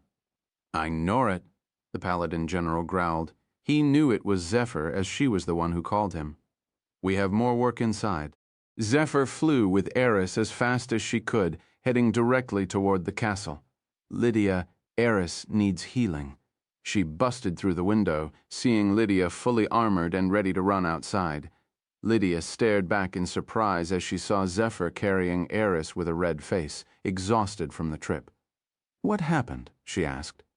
I don't really know, but she looks like you, Zephyr said, putting Eris on the bed. But upon a close inspection, her clothes were burned, not taken away. Lydia asked as she inspected Eris's naked body, most likely burned with her plasma. She might have gone overboard. I brought her hidden in my wind, so no problem. Zephyr lifted a thumb up. Jack just left a moment ago. Go lock the door before he returns. Lydia pointed at the door and then turned back to Eris. Zephyr did as she was told and locked the door. Lydia put one hand on Eris's chest and one on her head, comparing the flow of magic across her body. She ate a divine cleaver from the god of murder directly to the chest. Her vampiric abilities are temporarily blocked until all of his holy magic is drained from her body. Can you heal her?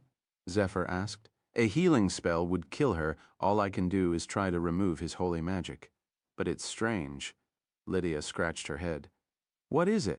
The god of murder's holy magic is bonded to her vampiric bloodline, stopping her abilities. That true? Lydia stared back at Zephyr. But I sense Amaterasu's magic bonded to her draconic magic. Was it that bastard before Zephyr could finish speaking? Lydia shouted at her. Stop, don't say his name. The last thing we want is an evil god staring at us. When you speak the name of a god, they look at you. That attention isn't desired most of the time, especially from evil gods. You're right, Zephyr's scratched head. So what about Amaterasu? She's your church's goddess.